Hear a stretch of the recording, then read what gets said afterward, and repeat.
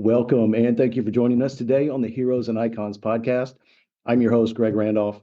Please find me on my new website, heroesandiconspodcast.com, and on Twitter at HeroesIconsPod to get updates for great shows like this and others.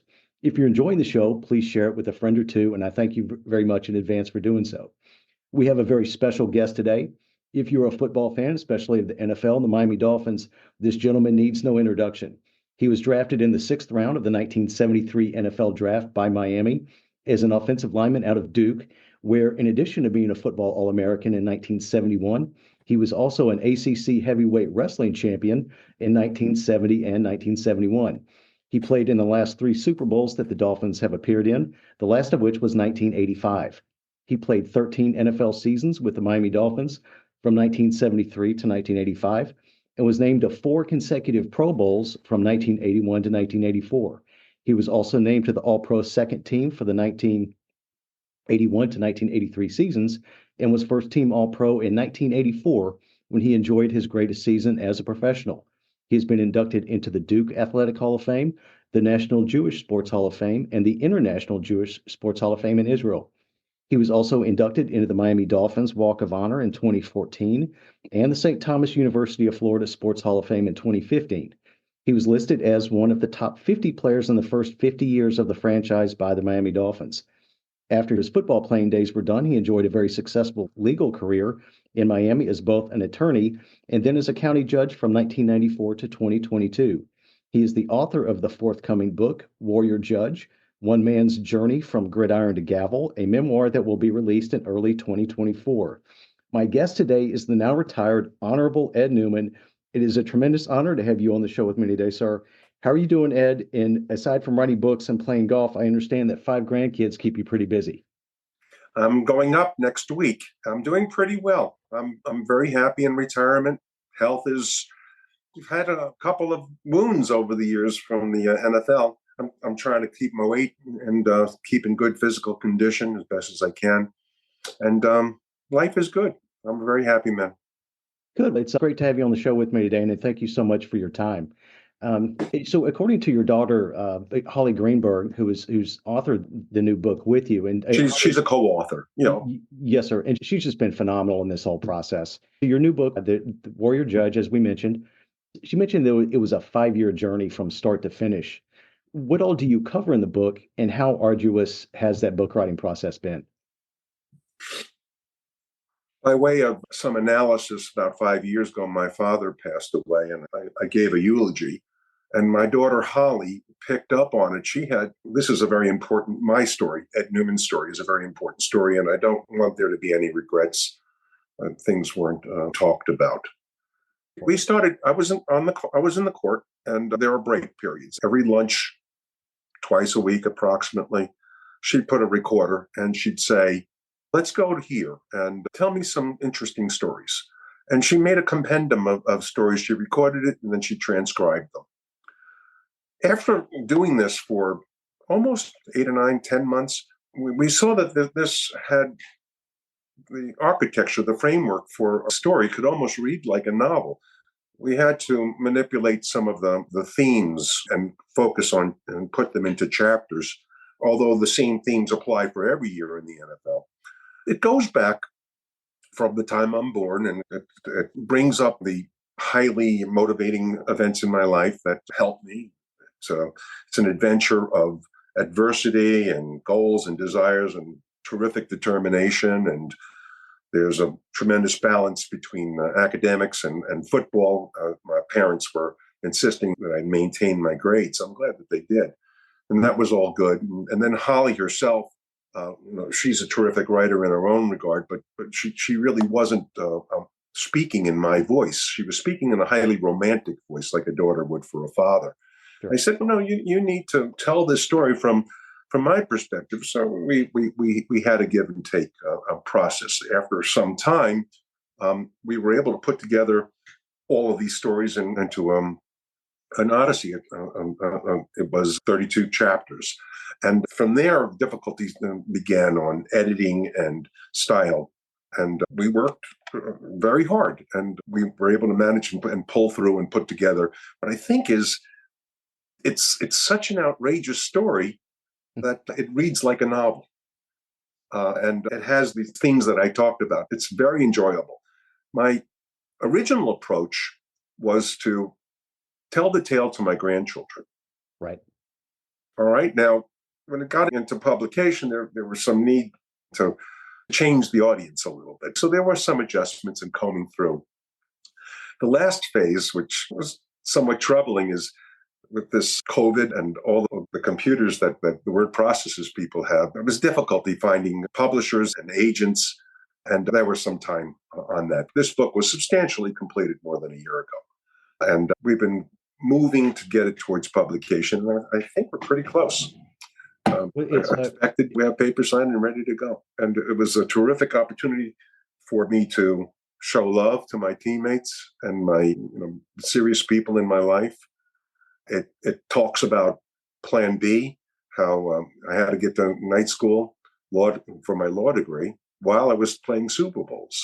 So that's a very interesting conflict to have, and having to put off final exams because I had a Super Bowl in 1984.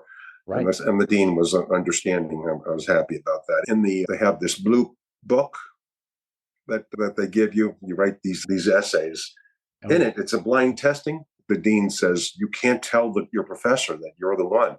So I get a note in the blue book. It says, this is a professor. I'll leave his name out to protect the innocent.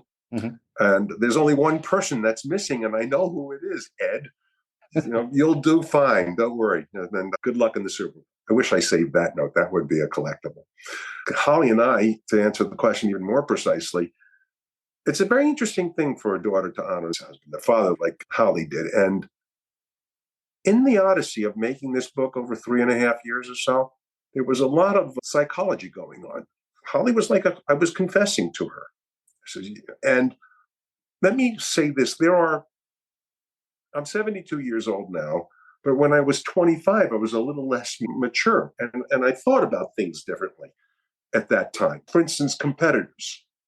As an example, we incorporate a feeling of what it's like, what's the perspective, what's the roadmap for a high school, college, and pro football player going through the various echelons and succeeding.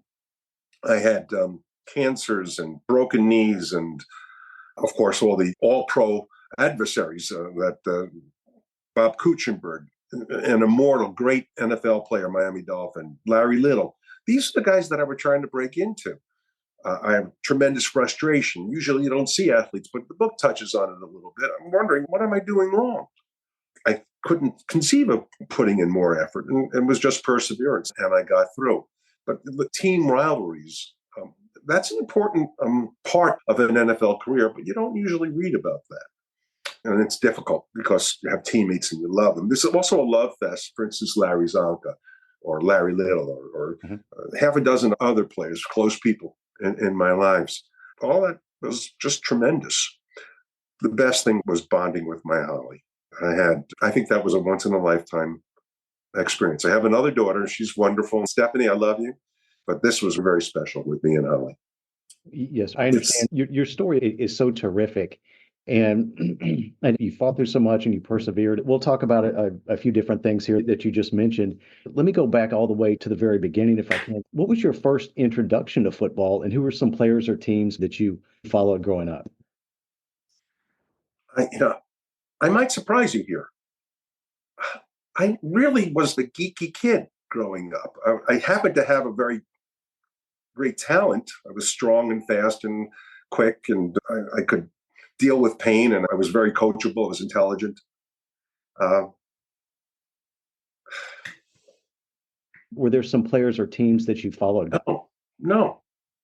I wasn't that interested. I didn't even know what a Miami Dolphin was when I was drafted. Sure. I knew Joe Namath, the Jets, New York and the area, Super Bowl III. It was local. I knew Coach Shula and his frustration in Baltimore from the Jet game. Mm-hmm. Right? And then I had no concept of what it was to be a pro football player. As a college ball player, I was imagining that I could play pro football. I was way stronger than all the other ball players because of the heavyweight wrestling experience, which went so closely It melded so closely with the football. In fact, when I got to Miami, underdeveloped weight program at the Dolphins. So I went to local university, FIU, Florida International University, and said, "Can I be an assistant coach for you? I'll be free. I'll volunteer my services." I laid out my credentials, a 2-time ACC champion. So I did, and I went through about half of their season, and their heavyweight quit. He says, "You're too hard. You're working me too hard." I was giving an opportunity of a lifetime, but he wasn't interested, and he was just trying to stay in shape. He wasn't interested in real competition. No. So my whole career, a little unusual in the NFL and wrestling and all sports. I pretty much compartmentalize about what's happening today or this week or maybe a short-term horizon. I get prepared long-term, off-season weight training and or wrestling or other sports. There were some that I really admired. I admired Joe Namath. I admired some of them, their tight end. And I certainly was a big fan of football, but as a player. Understood. Okay. I wasn't much of a fan. I would never think about coming up to somebody and say, "Can I have your autograph?" It's just an unusual person. Okay. There's more than one way to take a path and make a great story and a great life. Yeah. You've certainly done that. Yes. Well, thank you. Yes, sir. So it's been well documented that in those early days, Miami Dolphins head coach Don Shula was seemingly possessed to win Super Bowls, and they had been there the previous two seasons in 71, 72. How excited were you to play for a winning team, and how were you notified by the Dolphins that they had drafted you? I was super excited. I liked the idea that it was a world championship team. I had same anxieties. I was at Duke University, and people in my building, fraternity brothers, were saying, "They got Bob Kuechenberg and Larry Little. It's highly unlikely for you to start if you even make the team. This is an extremely competitive business that you're getting into." I get there, and my eyes are open like saucers, and everybody's bigger than life. And these guys are the 17-0 perfect season. They still have the gloss going on. They're walking on air. You can see that they're not normal people. You just try not to make mistakes and just try to show the coach. So you come into preseason, and the veteran players are, "Take it easy. We're just trying to get our timing down a little bit." So I need to catch his attention. So I became a little bit of a problem for the veterans, and they used to pick on me quite a bit. I remember it's actually talked about in the book a little bit. Manny Fernandez, he would torture me. He was trying to draw me off sides all the time by spitting on my hand. I'd be across the line, he'd be spitting. "What are you going to do about it, rookie?" He's one of my best friends. So we got into a wrestling match right over there. But the coach sees that and says, "Okay," because what are they thinking? They probably think Duke, Ed Newman, this is a geek. This is a flash in the pan. And he's a fighter. That's also came out. And I just kept on persevering and just being as dedicated as I could be. It was really wonderful. A part of this, I remember the same kind of patterns. These things are like cycles. Sure. Go through high school. It was high school football and wrestling. I finished the high school football, and the wrestling coach says, "Now that you're going to play college ball, you'll probably give up me on the wrestling program." I said, "No, I'm here to go undefeated."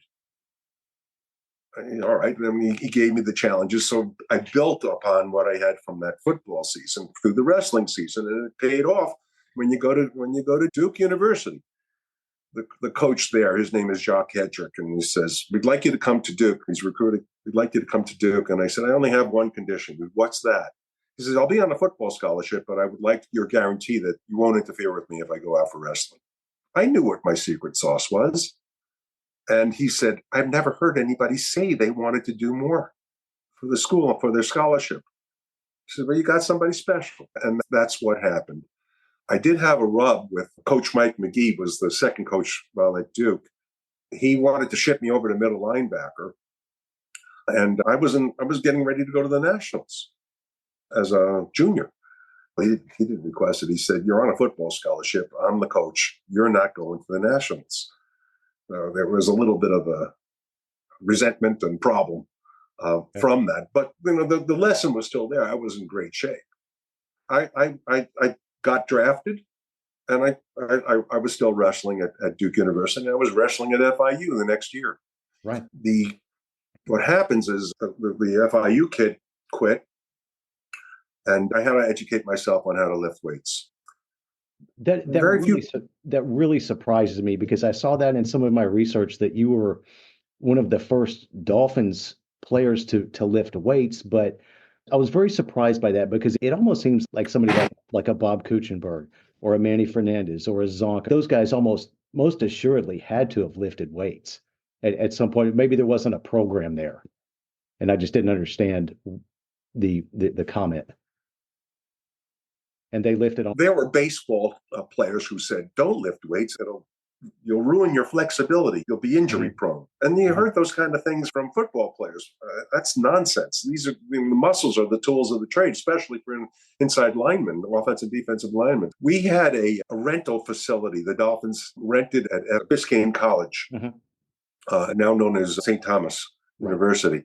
And they had a football field. They had a locker room area and the weight facilities. The weight facility was, I'm not lying to you, it was a totally rusted, rotted out universal machine in an unconditioned, windowless pool.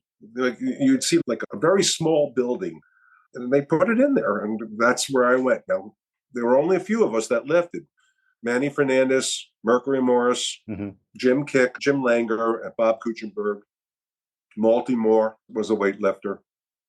Not many more. When I asked him about that, I came into the facility. I went to the trainer. Where's the strength coach? The strength coach is the trainer. He said, what do you do? So most people just go to the pillbox, go find out from Kuechenberg, who was out there. So I got a relationship with Kuechenberg and Langer, and we started our lifting routines. It was terrible. My rookie year, we had a second-round draft pick named Chuck Broadley, and physically a very large man. He had a great potential to pack some. He could have put 30, 40 pounds of pure muscle on his body. So Shula complained to him after 2 years he wasn't producing, said, you got to get stronger. He said, how can you get stronger here? You don't have anything. You don't have any facilities. The Dolphins were an embarrassment as far as a weight facility back in 1973. Wow. Don Shula listened to Chuck, this guy Chuck, and said, okay, we'll get a facility. And they put one in as a result of that. That didn't happen until 1975. Let me keep you another thing. We had a Super Bowl in '82 against the Redskins, and they were the Hogs. Right. Remember? They were big, heavy offensive linemen. Shula was so pleased with himself for having speed and quickness. He had us all strictly under weight limits. You couldn't gain too much weight. So, well, these were some of the things that were going on. Interesting. So let me go back to your rookie season a bit. In another interview, it was Manny Fernandez, and he was on a show over there in Miami. It's called Inside the Fish Tank with O.J. McDuffie and Seth Levitt, I think is his name. Cool. Fernandez mentioned you by name, that you were one of the guys that really disliked the 12-minute run. Of Shula's, that you didn't really care for that, or no, it wasn't a thing of caring. Sure. Football players can be quite emotional. All right. Yes. So I'm emotional, and all I want to do is win. All I want to do is be the best. All right. So I'll tell you a little anecdote, and it'll cement it in. I lived in a town in Long Island called North Belmore. It's on the South Shore. My brother came along, and we needed a bigger house. We went to Syosset. Yeah. So when we made the transfer to North Belmore, to Syosset, I'm in class in the fall, and they're practicing on the field. I said, what happened? I just was a kid that was transferred. And I went, we talked to the athletic director, and they said, you didn't register. You had to register beforehand. So I said, I haven't registered, and you transferred. So they thought that this was football player rating, and that they moved me from North Belmore. They wouldn't let me play. So I had no football as an eighth grader. maybe a seventh grader. Okay. I went out for the cross country team. Track and Sure. field, cross country. Yeah. Mm-hmm. Yeah, that sounds like a good thing. So the guy says go, and I'm in a sprint, and after a quarter of a mile, I'm in last place. All right? Coach says, you can't sprint like that. You can't be the first. You have to pace yourself. This goes on, and I'm trying after 3 or 4 weeks, and I'm in last place. I'm 15 minutes behind everybody else, and I'm deciding I hate running. I hate running. I hate it. I'm not going to do it. And that, it scarred me for the rest of my life. I had to really try to overcome that. And I did get the 12-minute run in Shula's infamous 12-minute run, but just barely, just 15 or 20 yards every year. And I tried my darndest. Now, you also keep in mind now, you're looking at me right now, I weigh 215 pounds. Okay. So this is a 215-pound frame. I had 3% body weight, and I was 275. Wow. When in the time that you're talking about. So it was just too much of a strain. I had a type of a heart which was small, extremely strong, not a high stroke volume. I remember we had a team doctor, and he said, that's the problem. Your heart is extremely powerful. You're a great sprinter, power lifter, but you're not going to be a marathon runner, ever. Did you see the point where did you, I don't want to say you had to do those to humor Coach Shula, but at the same time, was there any justification for it? It's like, I'm an offensive lineman. I'm working in short, intermediate burst here, spurts down in, I don't know, 20, 30, 40 yards at the most. But yeah, why do I have to do this marathon type of run? John Sandusky, and I said, why do I have to do that? And he said, do you think John Hanna, a Hall of Famer, do you think he's doing that? Do you think he could possibly complete that? He said, no, I don't think so. Why did Shula do this? It's 102 degrees outside. Right. People are going to die. So yes. Shula keeps this 12-minute thing in front of you in the off season, and you better be ready. You have to be in condition to do that. Right. So he doesn't have many people that are not in condition. That is a big plus for why there's their 12-minute run. I don't think it's that good, actually. That's Coach Shula. And you couldn't talk to him. You could, but it was difficult. He wouldn't come off of that. I'll tell you, some players would, like, maybe you've heard stories about Larry Little. Yes. Yep. Larry Little used to stop and they'd say, oh, you have to do this tomorrow? So the coach and all the players would go to sleep, and everybody would have their things to do. And Shula said to the trainer, I want you to take them out and have them do the 12-minute run again tomorrow morning. So he did. He would go out and run the 12-minute again. No one knows what happened at that at that 12-minute run. I think the story that I heard Little tell was that he asked the trainer to find something wrong with him to excuse him from the run. He had some type of nasal issue or allergies or something. The story I remember is Shula also had a tough thing called gassers. A lot of teams have that. Sprints. It's wind sprints. It was one of those 100-degree days, and he fell out. He fainted. So he just didn't want to run. he was at the end of his rope. Sure. Is what was going on, and but they find a reason for him to fall out like that. That's what was going on. But that was the great thing about Shula, was that, as I understand it, I think he told you guys, we can use this as an excuse and do what the other team does, or we can take this and then use it to our advantage. We can really have an advantage on the other team that way. If we take advantage of this heat and endure it and learn how to deal with it and everything else, that can be a huge advantage for us and help us win. It would be rare when we have a dark green jersey or a white jersey. It reflected the sunlight and kept the heat down a little bit. It was a big advantage and a home field advantage in Miami in September. We had the fans and the ice and the conditioning. We knew how to hydrate. A lot of good things gave us advantage. And we used them. I don't think we wore green ever at home. Maybe once or twice in my whole career. I had 167 games. Or if you did, maybe it was for a night game, something like that, or later in the season. When we were home, we wore white almost every time. And it was about the heat. And we had that game against San Diego. the hook and ladder game. It Yep. was um, uh, very hot. They came to Miami. All of our guys went home that night. I heard about 8 or 9 of their people stayed over for IV fluids. It was harder on a lot of visiting teams coming to Miami. Big advantage for the Dolphins.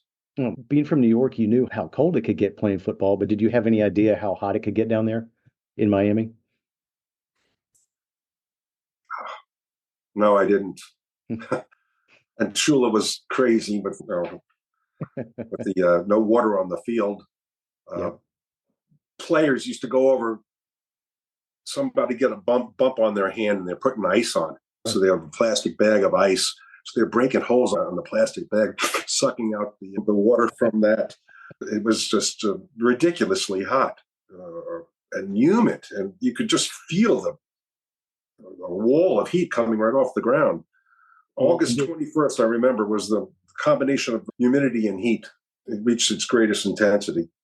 And you were still playing on the polyturf at that time because they didn't put the grass in until after that Super Bowl in the mid. That's right. So that's right. That was also very hot. And it had another terrible thing. Like the heat of the day over the course of the year, over the summertime anyway, the rains would fall on this superheated mat of plastic, the AstroTurf. And the sudden change of temperature would cause little tiny flecks of dust to split off. Green dust was in the base of this mat of carpet. And you didn't know. We used to play, and you crash into the ground, and it used to grind your skin like sandpaper. It used to just take that top layer off, and these little particles of plastic, they were turf. They would get into the wound. Everybody had the problem. Something that would go away in the course of a week. We used to labor with it for about a month. We all had infections from that, and I'm glad they got rid of it. All right, how hard is it to grow a lawn in Miami? Come on. It's not, but if I'm being brutally honest here, that turf over the long haul saved the owners, all the owners that had it in all the stadiums. It saved them a lot of money from having to maintain turf and bring in new turf every year, and then having to pay someone to maintain it and oversee it.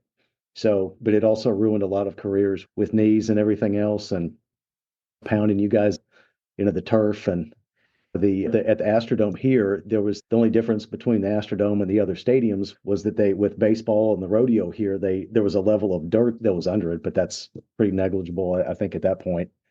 So you're still almost playing on concrete. Zonka felt like his lungs were going to explode when he ran on it. Just, his toes got broken. He had sore toes all the time. Right. That was the other thing. Yeah. We all were pretty concerned about that. And collisions into the ground, a head slam on the ground, it was pretty dangerous. I'm glad that they're trying to control that somewhat. Sure. And the surface now is a whole lot different. It's a different breed of grass and material and everything else. And it's supposed to play and cut just like regular grass. But anyway.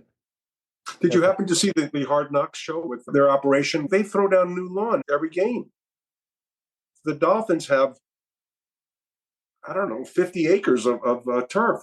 They groom for each. They take the best piece and they drop it. They put like 17 trucks down. Wow. To the stadium every week. I didn't realize it was 400 people doing that. I didn't realize it was quite that frequent. I might be in error. Mm-hmm. Well, it was, but sure, that's certainly a lot better than playing on other things. And you get fresh turf, and you protect the players that way. So I like it. There's nothing more beautiful. I was mentioning that I was a captain against the Titans, honorary alumni captain, and it was so nice being on that field. Just exciting for me as an old alumni, an old vet. I'll come back to that question in a minute, but I want to let me go back to 73 and when you first came in. Your teammate Howard Kindick mentioned that when he got to Miami in 1972, that the game preparation of the coaches in Miami was night and day compared to what he had experienced in Buffalo. And you found yourself playing quite a bit your rookie year. So how important was it to have that level of professionalism from the coaches? How much did that help you? Coach Shula had that loss when he was with Baltimore. And he just developed this philosophy that you had to prep for games, that mental mistakes were the enemy. And it was his job to get the best talent on the field, and you just had to perform and achieve. Shula also had, I want to be the best at type of attitude. So there were regulations how many practice days that you could have. He always had the maximum practice days, the earliest report to camp, the most number of hours on the field per day, 3 a day, 4 a day practices, walkthroughs, all kinds of film, clearly documented, more work put in by players and coaches, I'm quite sure, than any other team in the business. Shula was fighting his own demon of being a great coach who couldn't win a Super Bowl after Baltimore. And he knew that the winning edge, he has a book, The Winning Edge. That's what it was. You need to do it. He had a couple of things I thought he was wrong about. No water on the field. Right. The 12-minute run, I didn't think was that it needed to be done like that. That was wrong. I thought he had a technique of, let me be clear, I loved the man, and I was never the person, but I didn't really like that there were a few monkeys in the barrel that he used. He wanted to maintain a certain level of confidence. And if you were the monkey in the barrel, if you weren't maintaining it, you didn't want to be the monkey in the barrel. They weren't long for the team if you were. Sure. So a lot of that was sidestepping.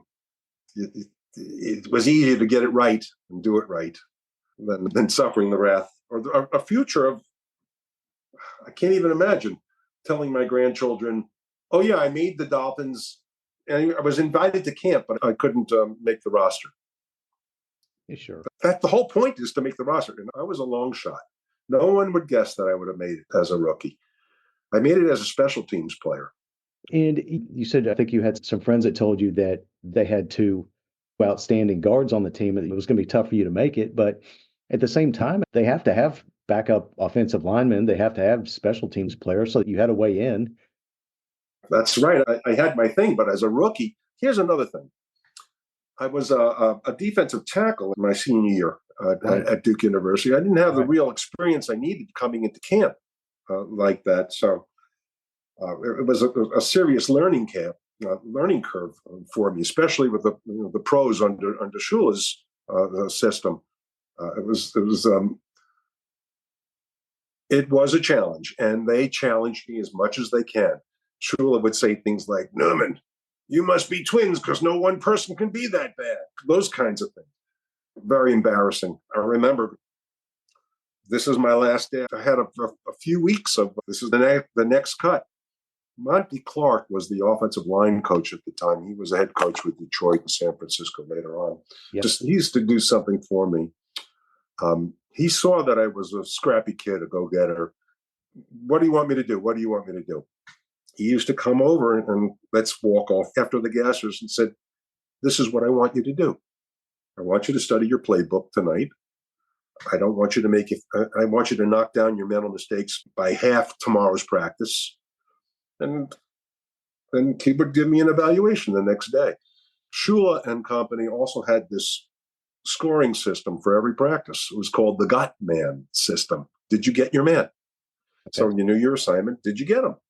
And they wanted that for a few reasons. One, to see if you had an inflated opinion of whether you got your man or not. I didn't have that problem, but they just wanted to see how reliable you were. Sure. In my rookie year, to talk about it, I made the club on the special teams. We still needed a backup guard. We had an all-pro at the end of his career named Irv Goody. Right. Irv Goody was the backup guard behind Cooch and Little until I was trustworthy. And I became trustworthy during that season. Another thing happened, which was mind-boggling to me. The heat was so intense that rookie year, I got dehydrated and I got a serious hamstring pull. I was unable to perform. And they couldn't cut me. I was injured. I was an active player that did not dress for the first game against San Francisco. And then more and more I started learning the system and I came on board. It was great. Excellent. The best team that I could ever join. And to go to a Super Bowl as a rookie. But on that, there's also, I felt I didn't want to get in the way. These were superstar professionals that were doing a repeat appearance to the Super Bowl. I was a damn rookie. I had to tread carefully and not interfere with anybody and just keep on supporting and improving. I did a pretty darn good job. I had this attitude from high school and college. Special teams, that's only for second teamers or third teamers. And then I opened my eyes and said, you're a second teamer and a third teamer. If you want to play football, you better do that. Right. Larry Little and Wayne Moore, old offensive line friends, said, you better do that. And you can do it. You can do it. It's a way to make the team. That's right. So the second week of the season, you guys Dolphins lost to Oakland. Was there a sense of relief for you guys that unbeaten streak had been broken and you didn't have to, that monkey was off your back a little bit? And maybe monkey on the back isn't the right expression. I didn't think of it that way. I thought of it as it was very unfortunate. We were dynamically making records, and it looked like we could continue to do that. And the further you go in that perfection, the more difficult it is to match that record, a record that still hasn't been matched. After it happened, it was almost like a death of a family member. It was gone.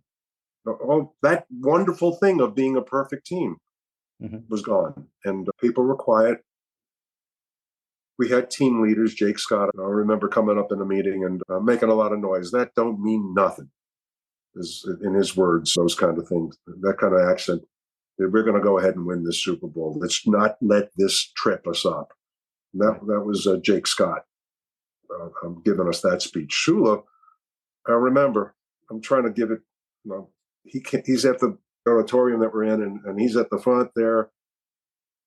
And it's like the wind was knocked out of him. And you could tell he was having a difficult time talking with us. Mm-hmm. And that's when Jake stood up. And the whole room got electric. 2 days after the game. Sure. And we never looked back. We weren't an ongoing perfect team. We only had the last season to look at. That's right. And then you guys went on a 10-game winning streak, and then you lost one more in the regular season. And then you went on to win after that, the next, 4 games after that to close out the season and win that Super Bowl. How wonderful. How wonderful. That's a wonderful introduction into the NFL. I can tell you this, the legends go, and you might have even heard this from some of your other people. Shula brought back, they lost against Dallas, I think it was. Oh, in Super Bowl VI.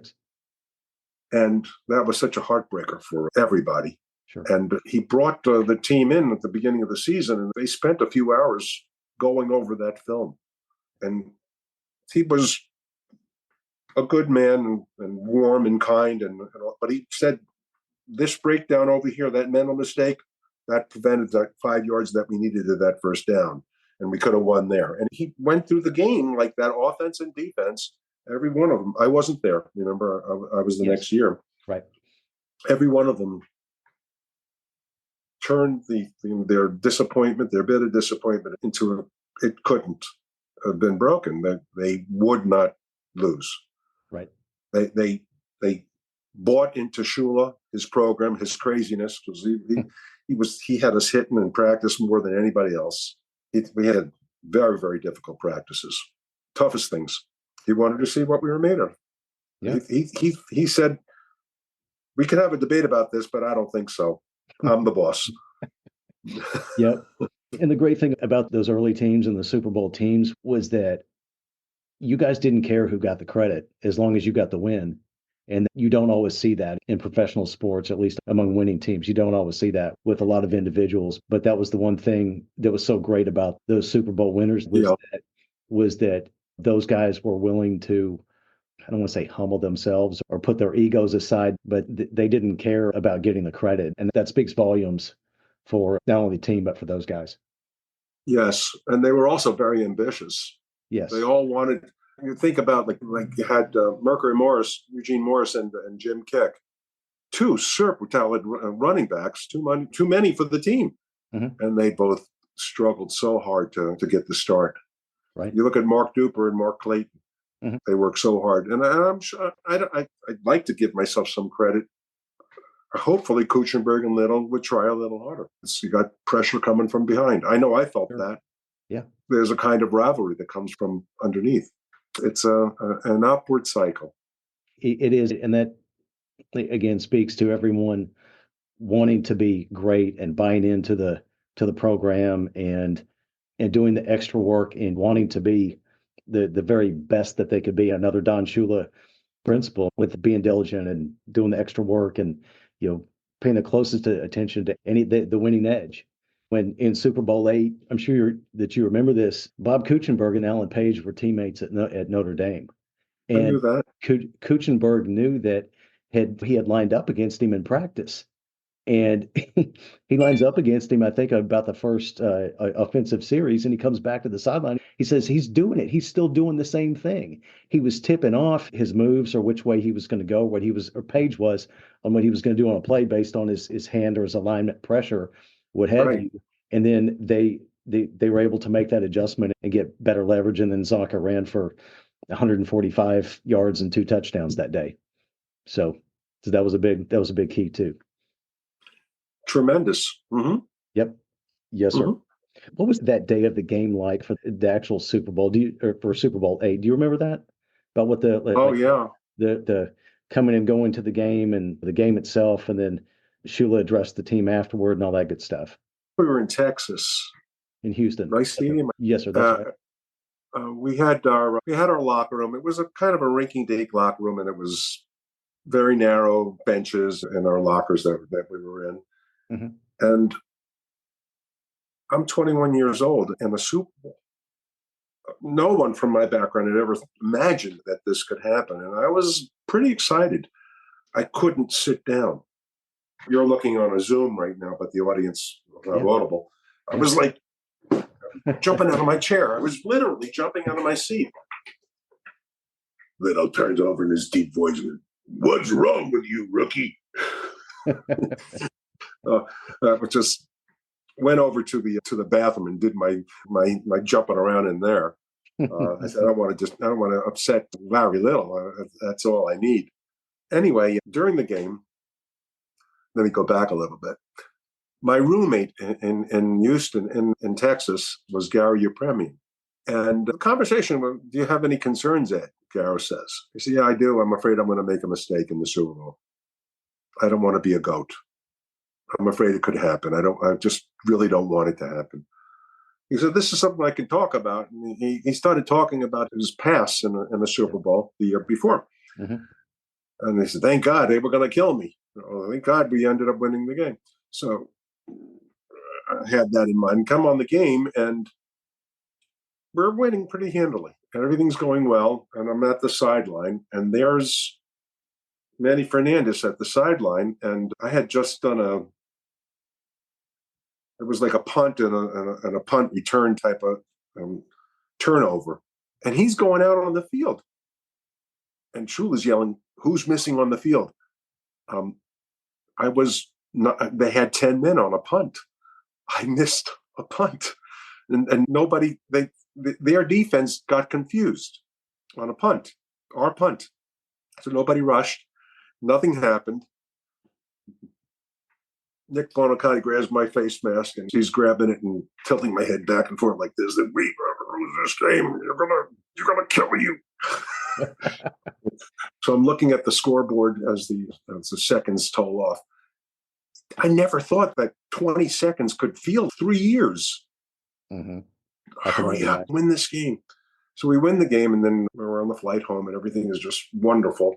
And the next really just enormous experience was the awards banquet when they present us the Super Bowl rings. Wow. And I felt like Lord of the Rings, my precious, the ring. Mm-hmm. What was his name? Fiegel? I remember. The goal. I want the ring. I want the ring. It was just a wonderful thing. I kept that ring, and I've been keeping that ring in a safe place so I can be hungry for another one. That's the idea. There you go. And then you guys had a pretty large fan reception at the airport that met you when you guys got back from Houston. Was that a big deal too? Of course. Sure. We had the best fans that you can imagine. Even today, people remember me, and they are very appreciative for those days. They had the hanky, they had the Miami Dolphins song. They came to the airport and they crowded the place. They had 10,000 people waiting for us. But let me tell you something. That was every game. Yeah. The Dolphins had the perfect season in every game for the 1973 season. They were there at the airport. People would, can I give you a ride? Can I take you to dinner? What do you want? They were really trying to just say hello and get a signature, get an autograph, or just a pat on the back. They were great. But the players parked amongst the fans in the stadium parking lot. So they got to know you and you got to know them pretty well too. This is true. Yep. We were approached by fans as we walked into the stadium, and far more fans as we left the stadium. I never held back. Most of my teammates were that way. Yep. They were, very good with the fans. We have a good relationship with the fans in South Florida as well, compared to other leagues, other teams in the league. We would do charity events frequently. It was a main part of our way to show appreciation. Sure. And you guys still do that to this day, and you guys are always going to be rock stars as far as I'm concerned. Yeah, we've got a record-breaking Miami Dolphin Cancer Challenge that I'm going to be doing in February that's coming up next. And just last week, we had a Larry Little charity golf tournament he gives scholarships to inner city kids. So I'm very happy to help. Fantastic. Love it. Good people. The whole organization is really high quality. Absolutely. And I'll speak for every Miami Dolphins fan here for just a minute. We're so fortunate that we have men like you and many others that are good people. That are good people. So we really appreciate you. I appreciate that as well. And I appreciate you. Yes, sir. Thank you. Let's see, what else do we have here? So 73 ends, and we moved to 1974, and that unfortunately features the infamous Sea of Hands game in Oakland, and that kind of ended that early run of the Super Bowl teams. Do you remember anything about that game, and was there a sense of something also great kind of coming to an end with Larry Zonka, Paul Warfield, Jim Kick, with those guys moving to the World Football League at that time?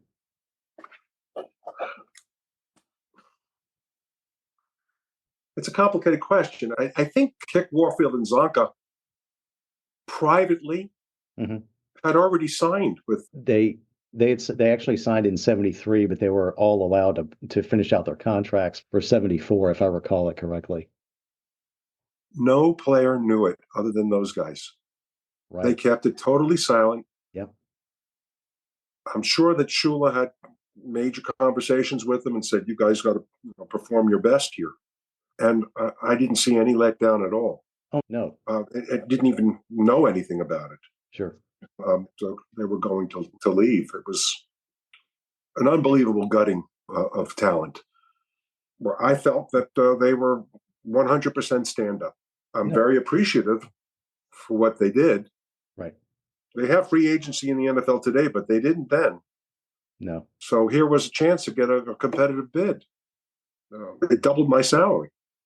It did. It gave you guys a lot of leverage, but I didn't understand it for a long time. I was like, well, geez, why did these guys leave the Dolphins? They're coming off these Super Bowl wins. And as I got older and older and started working for myself and everything else, I came to understand their decision a lot better. If we put out nice round numbers, if someone's paying you $50,000 to do a job, and then some other company comes along and says, "Hey, I like what you're doing.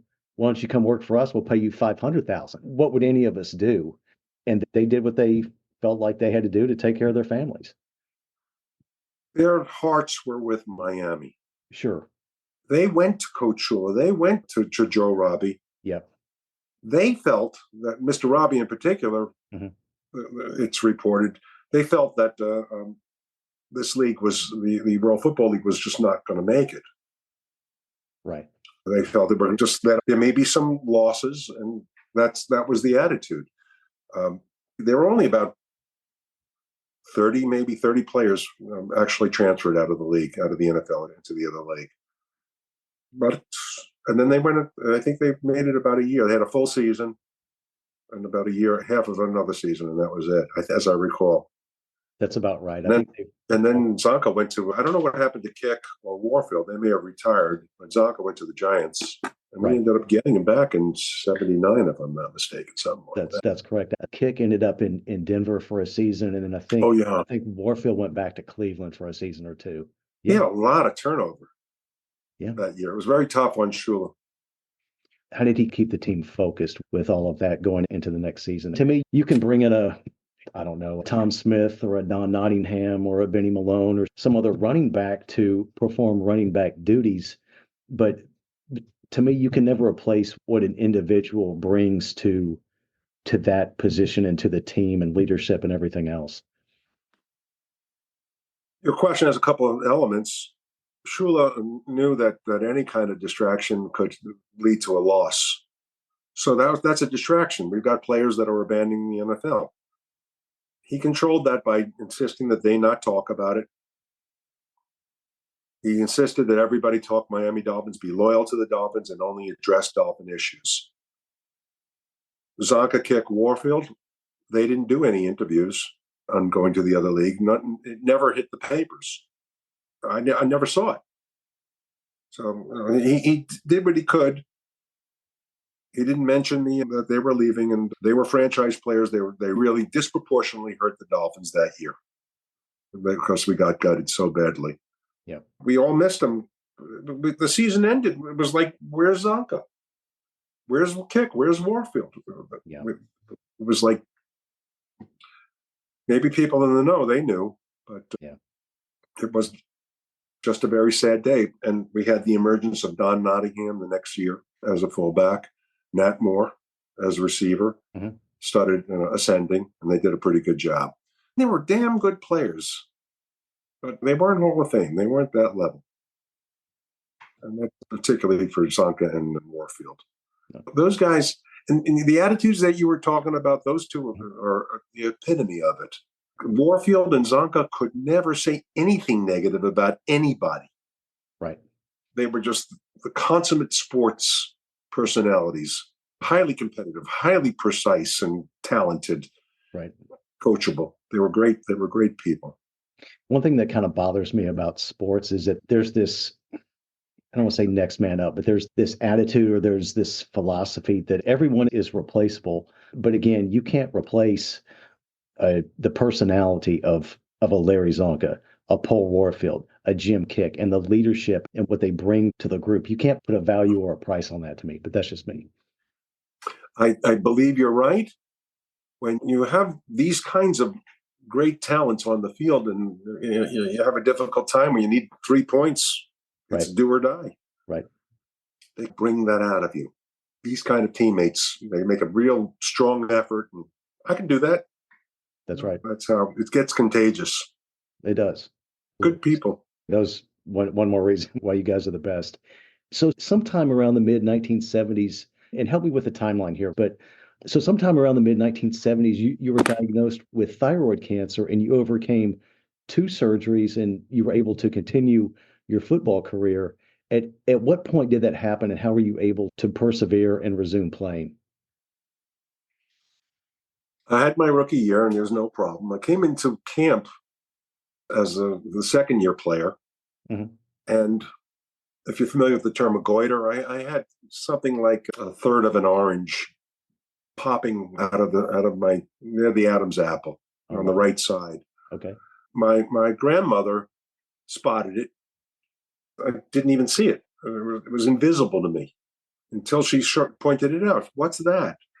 Oh, I better talk to the doctor about that. So I spoke with Herbert Virgin as the team doctor at the team physical. And he said, you probably have a virus of some kind and it's inflamed your thyroid. Let me give you some pills. He gave me some thyroid pills and it was a misdiagnosis. My grandma, I called her up. Grandma Pauline said that nothing's happening with that. You got to get that looked at. So she went ahead and called a top surgeon in New York for an evaluation, and they were intrigued. An NFL player. We played the Jets. in November, and we made arrangements to see Dr. Max, and he diagnosed the thing and said it's got to come out. He says, it's November. Can I finish the season? He says, this is extremely slow growing. And yes, you can. The problem then was, I talked about distraction. Boy, this was a distraction. I have a cancer and I'm playing football. And that was all a lot of toughness, a lot of mental toughness to get through November. And I had that operation in January of 75. This next doctor was well known for partial surgeries. He didn't take a lot of tissue if he didn't need to. And I needed my neck to play NFL football. They did the operation, and they only took the enlarged lobes of the thyroid. But later they did lab tests, and they came up with it was a malignancy. He said, we got to go in and do a total. They did a partial and then had to do a total. So you can still see the scar. Yeah. It went from shoulder blade to shoulder blade along the bottom of it. And they took it out. I have to take a pill. And the doctor, I mentioned my concerns. He says, I don't know if I can ever play ball again. He says, your neck muscles will mend perfectly. Your body chemistry, your hormonal chemistry will come back perfectly with the supplements. Okay. If you can't make the Dolphins, it's because of you. It's not because of the cancer. My work is done here. Wow. In that hospital, you can't imagine this. I just had these operations. After the operations, on the next morning, I'm doing sit-ups and push-ups. It's February. I got to get ready for the NFL season. I went over to the gym the following year, and that's when things really kicked into gear. I started training like no human being ought to do. And it's a little bit of an insight that you have a fork in the road. You can feel bad for yourself and lick your wounds and go off and say, I have a good excuse. Or you can go the other right way and go into the land of pain and overcome the cancer and overcome the strength deficit from losing all that time. And I was very hardworking. Nobody could keep up with me. People would give an hour a day for off-season conditioning. I was giving 3 or 4 hours every day. And that was a major step up in my career. Adversity turned into opportunity. That's right. You're only, 24, maybe 25 at the most when this happens. But did it come back again? At some point, did you have to have a second surgery, or was that? The thyroid surgery was one episode. Mm-hmm. Over a 10-day period, there were 2 operations. While it was on the table, they took a frozen tissue sample, and the technology wasn't there to do it in the hospital. They had to send it out to some lab in Minnesota or something. Mm-hmm. I don't know where. And it came back positive. I was in the hospital the whole 10 days. The 10th day was the second operation, I think. That's what happened. I did have other major operations in the fatty area of my stomach. I had a growth, a fatty tumor, and it had to be operated on twice. This was after I finished football, though, and I survived. I'm a cancer survivor. It enabled me to get into law and into becoming a judge and making my life count. And, it's again dedication and rising above adversity. Not giving up ever, just finding a way. That's right, and those qualities are the big reason why Don Shula gravitated towards you. You guys maybe had a great relationship, is because we did. You embodied a lot of the same similarities that he had. I remember getting invited to his 90th birthday. It was just before he passed away. Right. I gave him a little anecdote. They were giving speeches. You can toast people. You can roast them pretty badly. And the players love to do that. I came up and I couldn't do that with him. And I told the story. The point was, as I'm telling the story, I'm watching his face, and he's looking like he's my father. You did such a good job, Ed. I'm so happy that I stayed with you. I got those feelings from him.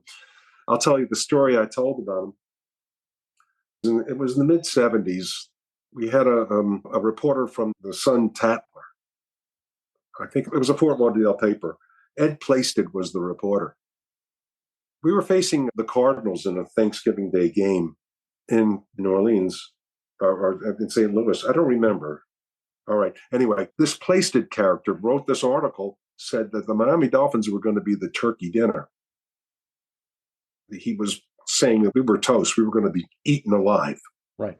by the opponent. And we went through the game. Jim Langer, Bob Kuchenberg, they grabbed, excuse me, I'm getting ahead of myself. We were kicking their ass in the game. This article spurred us to, really very effective play. The game ended up in the 55-28 type of score. It was a runaway. And Conrad Dobler was on the team. Right. Conrad Dobler at the time was an offensive lineman known as a bad boy. He was a dirty player. Right. And Bob Matheson was towards the end of his career. He got, was it Bob Matheson or Vern Denherter? No, I think it was Vern Denherter also towards the end of his career, he got a little bit of a knee injury. Who did this? It was Conrad Dobler. It wasn't even Conrad Dobler, but everybody started fighting on the field. Both sidelines, we were beating them badly, and both sidelines came off, including myself. There was a riot on the field. 50 players, 100 players were on the field throwing punches and fighting and all that stuff. Shula, for his part, he's trying to block. No, you can't go on the field. You're going to get fanned. Everything, don't do that. We come back from the game. When the game's over, Langer and Kuchenberg grabbed Ed Plested and threw him in a shower. I thought he was wallowing, and they threw him in the shower for writing that article. We got back to Miami, and Shula had the protocol of we would watch the entire film, both offense and defense, right? He said, I got this letter here from Commissioner Rozelle. And he reads us the letter, and it's scathing. You can't do this. You can't be walking on the field and fighting, and these are the fine schedules. And you're 4,000, and you're 2,000, and you're 800, and you're 1,700. Different. They did a score, and they gave everybody these fines. Shula's beaming at us. He's glaring at us. He says, I never want to see this kind of behavior happening again. And he gives 2 thumbs up. Good job. And I said, good job, guys. Good job. So what he said was different than what he did. And we all said, all right, let's go on to the next game. Got that behind us. That was the one. It was a good story. Is that the one where Greasy had 6 touchdowns? Yes, he did. And he was wearing glasses at the time, I think. He was Peabody. We used to call him Peabody from the cartoon. So you became a full-time starter at right guard for the Dolphins in '79. What was playing in the Orange Bowl like? Just the crowd and the electricity of it. And we briefly mentioned the epic in Miami against San Diego. What was the atmosphere like playing in the Orange Bowl? We had musical chairs for offensive linemen when the injuries occurred, and Wayne Moore suffered a bad, our left tackle. He suffered a bad injury in his knee, and Bob Kuchenberg, unselfishly as an All-Pro left guard, accepted and was an All-Pro as a left tackle. I think that's true. I don't know if he got it at left guard or left tackle. I was the starting left guard for most of that year. But later on, it was Larry Little. I'm known as the right guard for the Miami Dolphins. I eventually succeeded and had my best years. The last 3 were at right guard. I wasn't able to beat out either one of them with healthy Kuchenberg or Little. It was Larry Little went out to tackle when we had the expansion draft. And again, unselfishly, I was the utility guy, and I ended up doing quite well. Now, with regard to the question about the Orange Bowl, it was a grand old lady at the time I played. It was already 50-plus years old. Sure. And the fans treated her a little roughly. The Dolphins got them so excited. They used to pound on the bleachers, these concrete structures. They had concrete blocks. We used to come out of our locker room in the tunnels. Shula said, wear your helmets. Concrete blocks will be falling down. The building was falling down. It was truly amazing with the volume. The pitch of the seats had intense volume of fans screaming, especially when the tension was high. You had to stop them or you had to score or something along that line. And they were drown out the signal callers, especially for the other team. And I remember frequently the referees would go to Coach Shula. You have to actively ask the fans to stop, or we're going to penalize you for delay of game. The Dolphins, they were going to penalize the Dolphins for delay of game. Shula said, "Tell them to be quiet, quiet." We had to wave our hands to the crowds. Quiet, quiet. We were able to get through. They had these hankies that they used to, terrible towels for Pittsburgh. They picked it up, but the Dolphins had it first. I think, and they used to, the whole vision of the stadium was white hankies going like crazy, and they would sing their songs, Miami Dolphins. I knew where my wife and kids were in the stands, so I'd pound my fist on the chest and point to them that I loved them. And at the start of the game, and the fans that were in that area thought I was talking or signaling to them. And I used to get a kick out of it every time. There'd be about 600 fans would be going, pound their chest and going like that to me. That's pretty cool. I'll give you a contrast story. We were playing this is many years earlier. We were playing the Patriots in New England. I think it was New England, yes. And we had a rookie named Tom Wickert. And these two guys were near the field, just in the stands, just a few seats up, and they were razzing him terrible. Tom, you were saying everything bad. Sure, you're not a man, or you can imagine the words. Yep. And we were losing, and I was a little emotional about it, and I didn't like them picking on my teammate. So I asked another linebacker, Bruce Bannon. His name was Bannon. Mm-hmm. He said, "Come over with me." So you see those guys over there? See how they're ripping into this guy Wickert? Let's give them a little dose. So we both got a couple of cans of Gatorades, and we just casually walked up and we threw them in their face. Shula, the game's over. Nobody knows anything about it. Shula calls me and Bannon into the office the next week. Uh-oh. I got a letter from Commissioner Roselle here, number 68, number 58, number 64, were said to have accosted two off-duty police officers with buckets of Gatorade. And we want to close this down before it becomes anything. We want you to write letters, each of you, apologizing. I never wrote that letter. Bannon did. I'd like to see that letter. I don't want to write that letter because those guys were abusive. They were terrible. Yeah, that's funny, but that's also a contrast. The fans around the league, some of them are crazy. New England and Buffalo. And Oakland is pretty tough.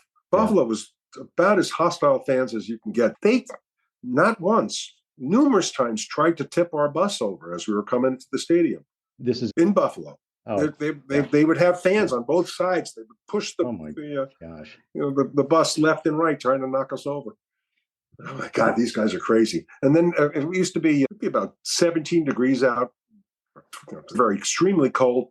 They used to have these conduits, like sewage conduits in the parking area. Gosh. They used to wallow in that stuff in the freezing weather.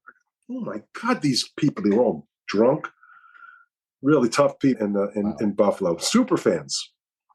Do you remember in the Sea of Hands game, do you remember a fan coming out of that black hole in Oakland and someone coming down and they either punched, I think they punched Bonacani, and then Fernandez and Anderson and everyone just started to wail on this guy. And they had to get security to come on the field and pull him off. It's a story I didn't know. Yeah, that was in the Sea of Hands. I think it was right after that play. And what's the word? Yeah, the Oakland fan. Some Oakland fan came down out of their stands in that black hole end zone. I don't want to call their fans nut jobs or wackos, but I'll just say over-enthusiastic. I agree. They had some unusual people in those days. Ted Hendricks, I remember he came to camp on a horse. He came into camp riding a horse one season. And they had Alzado, who's somewhat crazy, and sure, a few others. Madden, I think this is worth mentioning. Hmm. I thought Shula was a really fine man, exemplified greatness.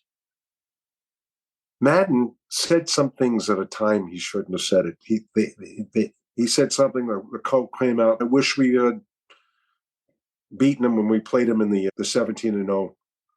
I'm glad I was able to break this perfect season. It was a poke in the eye, Right. and it didn't have to happen. Madden, I think, made a mistake there. You don't have to kick Shula at that time. That's just not necessary, or He said some or bad things justified. about that. Shula's not all that type of stuff. Wow. It's kicking him when he was down. I didn't like that. And that same year, I think we played Oakland in the playoffs, and we beat them. That's correct. For 73. Is that the AFC championship Yeah, to go to the Super Bowl? Is that right? Yeah. yeah. So how sweet it is. Yep. Yep. There you go. We got him. Mhm. Let me see. I'm going to mention Tony Nathan here. I wanted to ask you about the hook and lateral play. How important was that play in that game? It's more of a context thing. Yeah. If I'm not mistaken, we lost the game. Yes. It was a Winslow had a superb effort at the end of the game. I think he blocked a kick. Yeah, from Von Schaumann. Was it Von Shaman? I don't Yeah. remember. Yep. It was. I looked at the game and I thought it was just dreadfully hot on Hmm. the field. The temperature was about 88. It wasn't that dreadfully hot. It was exhausting. The overtime nature of it Hmm. was exhausting. Strock came in as our backup quarterback. I don't know if he came in for Woodley. I think it was David Woodley. Yes. Yeah, you had that. It was Woodstock that year, That's I right. believe. David Woodley was an extremely talented scrambler. He Hmm. had a pretty good arm and he knew the system and he did pretty well. But the danger was the scrambling. When they figured that out, they contained him pretty well. Right. Shula, for whatever reasons, he gave the nod to Don Strock. Don Strock had been calling the plays. He was a great quarterback in his own right. He was just in the shadow of Morrill and Greasy. Right. Now Woodley. And he just was the spark. And we got in the huddle. They called up the play. It was a pass play, and I didn't know anything about the wrinkle, about the hook and lateral Hmm. wrinkle. I don't remember them even saying it. They might have said it internally. Keep the play alive, do this hook and lateral. I Right. think we had practiced that maybe 2 or 3 times out of a game to see if we ever needed it. And I remember, holy mackerel, they just intentionally lateraled that. And we took the lead. But what happened there is we knew that we could win any particular game. That was the lesson we left the game with. We lost that game, Right. but it was anything can happen. I remember coming in off the field, and I don't think I had any strength left. Was facing Louis Kelcher. Yep. Louis Yep. Kelcher Hmm. was my opponent, Yep. and Louis weighed about 20 pounds more than me. Okay. And I remember he had a freakishly large head. He Hmm. was like a horse. He was really a kind of guy that used to grind down people. Yeah. So I'm a very strong guy that overpowers people. We had a royal battle during the game. It's going into overtime, and we were both super exhausted. And I remember right at the end of the game saying, "This is no time to mess up. This is no time. Yep. You have to keep your concentration. You have to make your play perfect." And Louis Kelcher was really commendably, a very stout opponent. In the overtime, I remember looking under my armpit and looking at him on the defensive side of the line, and I could tell he was exhausted, and that's all I needed to Right. say. He has to be feeling this. I wonder if he's feeling this. Yeah. I was running on fumes, but I kept it up, and I was just seeing his weakness is Yep. what made the difference. He just had his hand in his head Yeah. and going, "Oh my God!" It was the last 10 minutes of the game. And that's the advantage of the heat and humidity right there. Mm-hmm. And then your drive and determination to to succeed. It was known as a great game, but we lost the game. Yep. Yeah. What can you say? You give them credit. So you got to play with two Hall of Fame quarterbacks. You got to play with Bob Greasy and with Dan Marino. Bookends. Bookends, yeah. What did each of them bring to the huddle? All right. And only because he's first, he deserves it. Bob Greasy called his own plays. He was very friendly, but private and aloof among the players. He was easy to talk with. You can have one-on-one conversation, but he didn't go to a lot of parties, and he wasn't flamboyant. He was just a leader, and he was all business. And he was a brilliant quarterback. He used to come into the locker room and talk with Howard Twilley, whether they were studying the Wall Street Journal. It was a good old family. That was Greasy. He had a gravitas of a Hall of Fame. He was extremely good in the community, a giant as the quarterback, and he knew what he was doing. Marino, for his part, was just raw talent. He just had the luck of Mark Layton, Mark Duper. Mm-hmm. The combination of things coming together was just incredible. It was super electric, where Greasy didn't really, you wouldn't find him at a party that you were at. Marino was at that party that you were at. He was more of a social, and he was with the players. And Greasy didn't take us out to dinner. Marino took us out to dinner. Right. Not very often, but he did. He was thankful. Greasy used to say, I know the offensive line is protecting me and giving me that time. He was more open. But Greasy was a pure passer. Actually, before I got there, Marino was a pure passer. Greasy was a scrambling quarterback before he became the perfect season quarterback. You beat me to it. It was crazy. Yep. I think that came from Shula correctly. You're not to get hit, Bob, but you get hit enough. Don't put yourself in a place where you're going to get hit. Right. So he stopped doing that.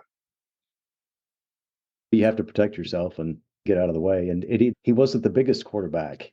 He wasn't the biggest guy. Marino was a bigger guy, 6'3" or however tall Dan is, and built a little sturdier than Greasy was.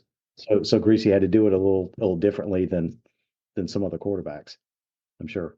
When I came in 73, Greasy wasn't scrambling at that point. Not often. He would scramble if he had to. Right. But he would avoid it if he could. But I understand in 69, 70, he was, I don't know when he came in, he was a scrambling quarterback in the early days. Right. Right. Yeah, I was going to say he probably started off doing that a little bit, just trying to get his feet wet, and then pulled off of that as time went on. Yeah. But, yeah. As far as the offensive line itself, we've talked about a couple of the Hall of Famers here that you play with: Larry Little, Jim Langer, and then Dwight Stevenson. Yep. Yeah. And they were in the trenches with you. And then I'm gonna include Bob Kuchenberg in that group because I think he should be in the Hall of Fame also. I do too. Hey, how important is it for an offensive line to not only be a cohesive unit, but to maybe be a band of brothers, if you will, both on and off the field? How important is that? A quarterback is a unit unto himself. Mm-hmm. The running backs, they have some support for each other, but there are fewer of them. The largest single unit is the offensive line unit, and it works as an integrated whole. If, for instance, in a pass play could form a traditional class, you have the shape that they use to protect the quarterback. It breaks down. The quarterback is sacked, and the work of five players is wasted if one player breaks down. There's integration because the left tackle and the left guard have to worry about a linebacker and a defensive end or a tackle. They're going to be doing everything they can, and you have to have rules on you get that guy then, and I get that guy, and if that happens, it takes a lot of practice to have that timing. And there's also a lot of misdirection. Like you have codes between the players, so that you build up a means of communication, right? And you build up a way of succeeding with your particular assignments. by working together. And it comes down to inches at times. Dwight Stevenson and I had a wonderful tandem block where we would hit the nose tackle on a bubble defense. I'm on a linebacker, and we're trying to knock the backside, cave him to the left a little bit as I'm a right guard. So Dwight and I double team. That nose tackle was toast. Yep. Because that's teammate working. If the linebacker would cut underneath to the left of Dwight, then he would fall off and I would keep. And we were able to watch that. There's tremendous coordination to do that. Most of the time, the linebacker would drift in the backfield, and I would slip off and pick him up and seal him off. If he didn't crash the line at the snap, the linebacker, I would find him on pursuit. It was great. He didn't even see me coming. I'm coming off full speed. Bang, right in the chin. You have those kinds of things, and there's no limit. There's pass protection. There's tandem play, blocking, double teaming. There's misdirection. When you come into nickel situations, for those that don't know, you have a situation where they can use a very deep secondary. They're afraid of the touchdown pass. So they're going to use a blitzing on a nickel package. Sometimes they call it a quarter package. There are different safeties and cornerbacks that could blitz. Sure. So you have two linemen that are there with 5 offensive linemen. There are going to be some blitzers, 1 or 2 blitzers. You have to have a scheme to pick them up. And I had to work very hard with the priorities with Dwight or any of the other linemen. Sure. If he goes here, then I'm going to go. Then he's my man. Otherwise, it's your man. Right. There's a lot of pointing. And there's also a lot of fake out. Right. You have to have a code that this is not true, what you're saying right now. So you have means of communication. You're telling the defense that, Ed, I'm going to take number 72. Right. But I'm not. Sure. I'm giving him a false signal. So I'm making him look at me, and then Dwight would crash into him, or Eric Laxa would catch him a little off guard. That's how it works. Good. It was very good to be with those players and coaches. Monty Clark, John Sandusky. Yep. Tremendous. Offensive line coach. Don Shula, tremendous. My whole career with one coach, that's amazing. Yeah. 13 years right. with one coach. And the circumstances of my leaving, I could touch on that a little bit. I never wanted to say that I wasn't good enough. That's why I left football. My demise was because of a contract dispute. I had a knee injury, that final knee injury. Right. In typical fashion, I got back 100%. I was ready for another All-Pro year. I was at the last year of my contract, and it had to be negotiated. And under the rules, you can't report to camp if you don't have a contract. Right. I asked for a large amount of money. They asked for money for an injured player. And I said, you have to take my word for it. I am fully recovered. We can build in incentives if you want to do this. There has to be a component of a guarantee. They said no. I made a speech I made a presentation to the papers, how sad I was, and I'll always be a Dolphin. I still will always be a Dolphin. Sure. The season went on. At the end of preseason, Kuchenberg left, a backup guard named Jeff Tays and Steve Clark. I think they were started then. They all 3 got hurt.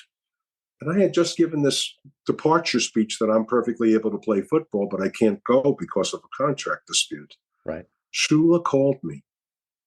He called me on the phone and said, I saw the paper. We do need you. And please come out. And I said, Coach, I haven't been working out. I haven't been training the way I do to be where I am. When we had that contract dispute, I said, I have to quit now. I don't want to do it. I quit the lifting, but not the team. The team just said we can't reach agreement. He said, don't worry about that. He said, I'll give you a few weeks. You can get into shape. I know Coach Shula. Sure. He would have started me the first day, and that wouldn't have been right. Wouldn't be fair to me. Wouldn't be fair to him. Wouldn't be fair to the fans. So I knew it was time. I was flattered that he asked me. You had just come off a first team All-Pro season in 1984, but I guess they felt like the knee. Was that your third Knee injury, and was it the same knee? Third knee injury and the second on the right knee. Okay, that was my question. And that knee today has got titanium and plastic in it. Oh, wow. I'll tell you another story. This one is not really complimentary for myself on this. I'm trying to think if it was that. No, it wasn't that game. 1982, I suffered a knee injury in November, late November. Okay. And I might be more off on the dates. I came in the off season, and Sandusky was the offensive line coach, called me into the office and said, we need to make reports on how did this accident occur? They need statistics. How did your knee get blown out? So I said, sure, I'll show you. We went to the films, and it was about 90 seconds before the end of the game.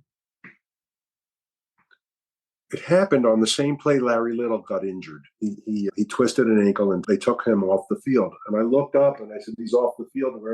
We're at the end of the game. I need to stay in the game until he comes back, until we have a backup. I think I'll stay in the game until it's the best we can do. I finished the game. I saw the coach. I saw the doctor. The doctor says, you got a blown knee. Sandusky says, come, show me where this happened 90 seconds earlier. And he sits me down and he says, Ed, you can never do that. You stayed in a game with a broken knee. You can never do that. I'm not in the business to make people cripples for the rest of their lives. Fortunately, I would. With the game finished, and I didn't aggravate the injury at all. We were behind, so we were passing all the time, and my knee allowed that. If we had to run or drive block, I would have fallen down. That's the first time they called a play that I couldn't do. I would have fallen down. But the last 90 seconds were throwing passes is what happened. That was Sandusky saying, you're brave, but that was foolish. You shouldn't have done that. I promised him I would never do it again. I probably would do it again. That's football, though, right? You do what you have to do. I can tell your fans something and it's an inside thing. This adrenaline has a funny thing, is it makes you crazy. You don't think rationally. You don't feel pain. You don't feel like you're unable. You feel super. And that's what happened. I wasn't ready to. My body wasn't talking to me like it should be. It was not a good thing. A lot of players are playing when they shouldn't. That's an interesting component that we don't always think about or consider or factor in, is the adrenaline and what goes into that and what goes into sustaining yourself out there on the field. There's another thing, if we're talking about it. Everyone knows that if you're not the starter, then the backup will become the starter. That's right. You want to talk about what's best for the team, but inside you're thinking, I'd like to be the starter. You don't want to sit down, and you never want to let up. Right. Yeah. We're looking at the Dolphins today. This coach is doing a great job sitting down players. I don't know if you've been watching it. McDaniels is like Hill is not going to play this week. He could play. Right. But he's preserving him for playoffs, I think. Well, the schedule doesn't let up. The schedule's pretty tough down the stretch. Wilkins is our defensive tackle. He had a little bit of a groin pull. Mm-hmm. Under Shula, they put a little spin on it. And you'll go out there. You're fine.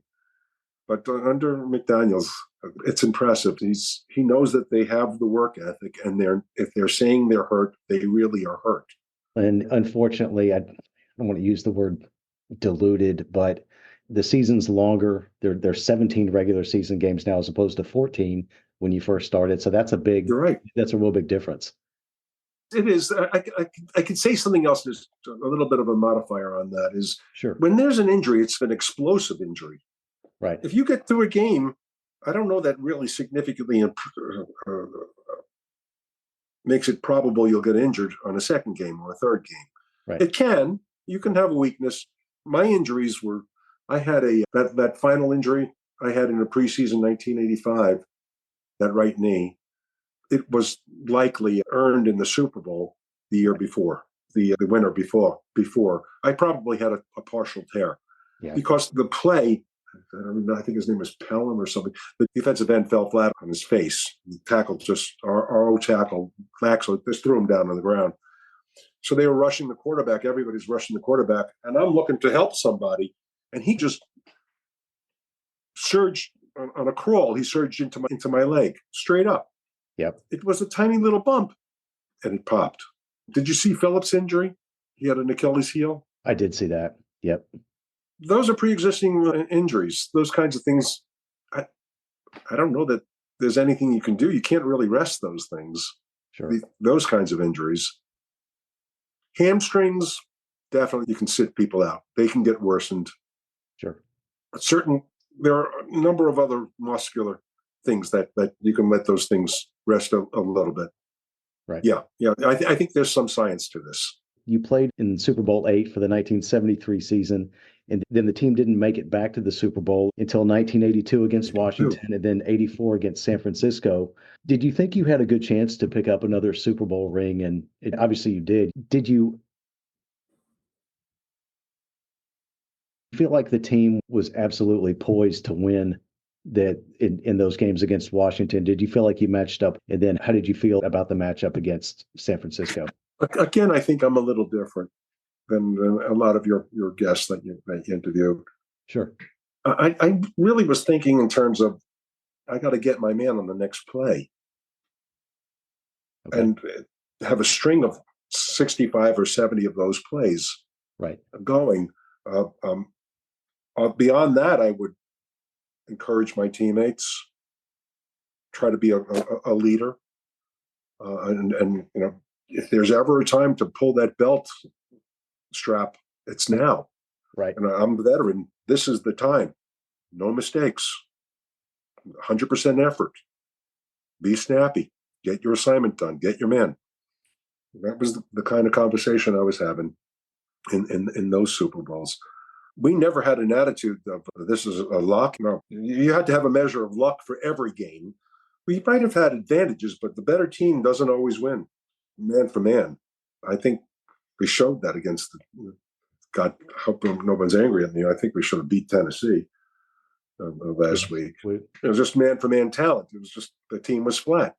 It brings in something about this magical element of momentum. It's such an interesting psychological thing. It happens.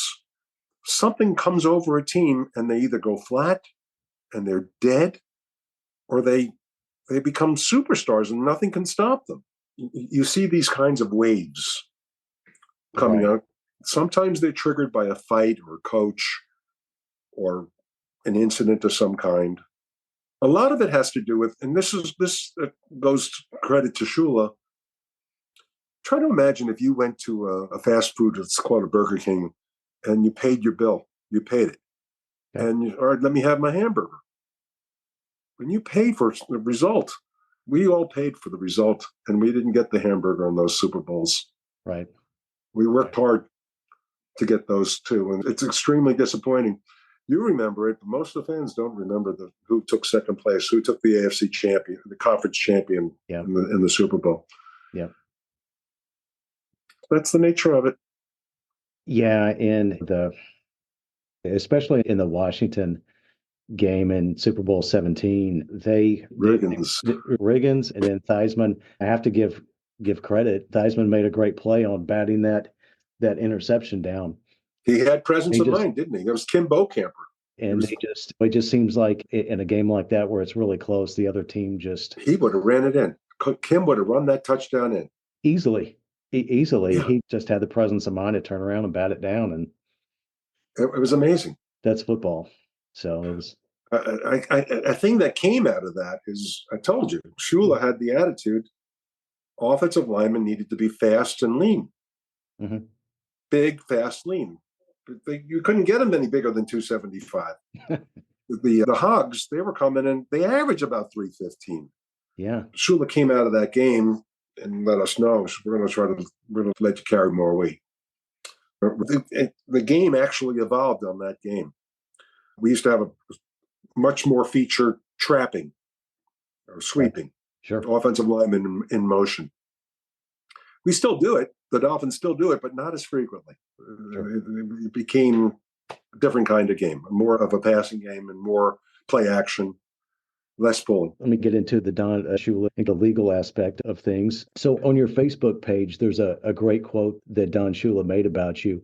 And I assume that this was when you were first running for county judge, is maybe when this happened. And the quote is, and I quote, I remember in 1984, Ed Newman starred as an all-pro offensive guard. The Miami Dolphins went on to the Super Bowl. Simultaneously, Ed commenced classes in law at the University of Miami. There was never a conflict. Ed is a hard worker and practices discipline in everything he does, unquote. So when you're in your second career with being an attorney and then a county judge, it's very easily to see those Shula similarities in being diligent, over prepared, being the best at your job every day. So I'm touching a little bit on what we talked about already, but what was your relationship like with Coach Shula, and then how did that winning edge permeate the entire organization?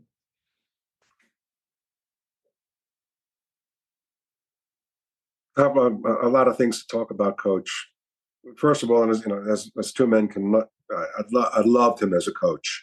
Sure. Just a really special man. He was charitable. He was good in the community. He was a great communicator, and he was a very nice man, unless he was coaching you. That's right. He was the toughest son of a gun you could imagine. There was no playing around. There was no pleasing him. Every season, he said, my door is open if anybody wants to discuss things. Go there, and I want to start. Your time will come. He gave me that speech a lot of times. I evolved, I got a little wiser, and I want to be, my time, I'm ripe. I'm ready to play. I'm starting material right now, like a fifth-year player, fourth-year player. I can't negotiate a decent contract because I'm a backup. Let me go. He said, that's not my job. I'm not letting you go. You're our insurance policy, and I don't care about the money. All right. Your day will come. And eventually it did come. I remember I would come in there, and I was about to buy a house, the house I'm in right now. And I said, Coach, I'd like to have a little bit of an idea. Are you highly interested in trading me? He says, it's not good business for coaches to talk to players about whether they're trading them or not. I said, no, I'm not. But I got the message. He wasn't thinking about trading me, at least for the prices that they were asking at that for the trade.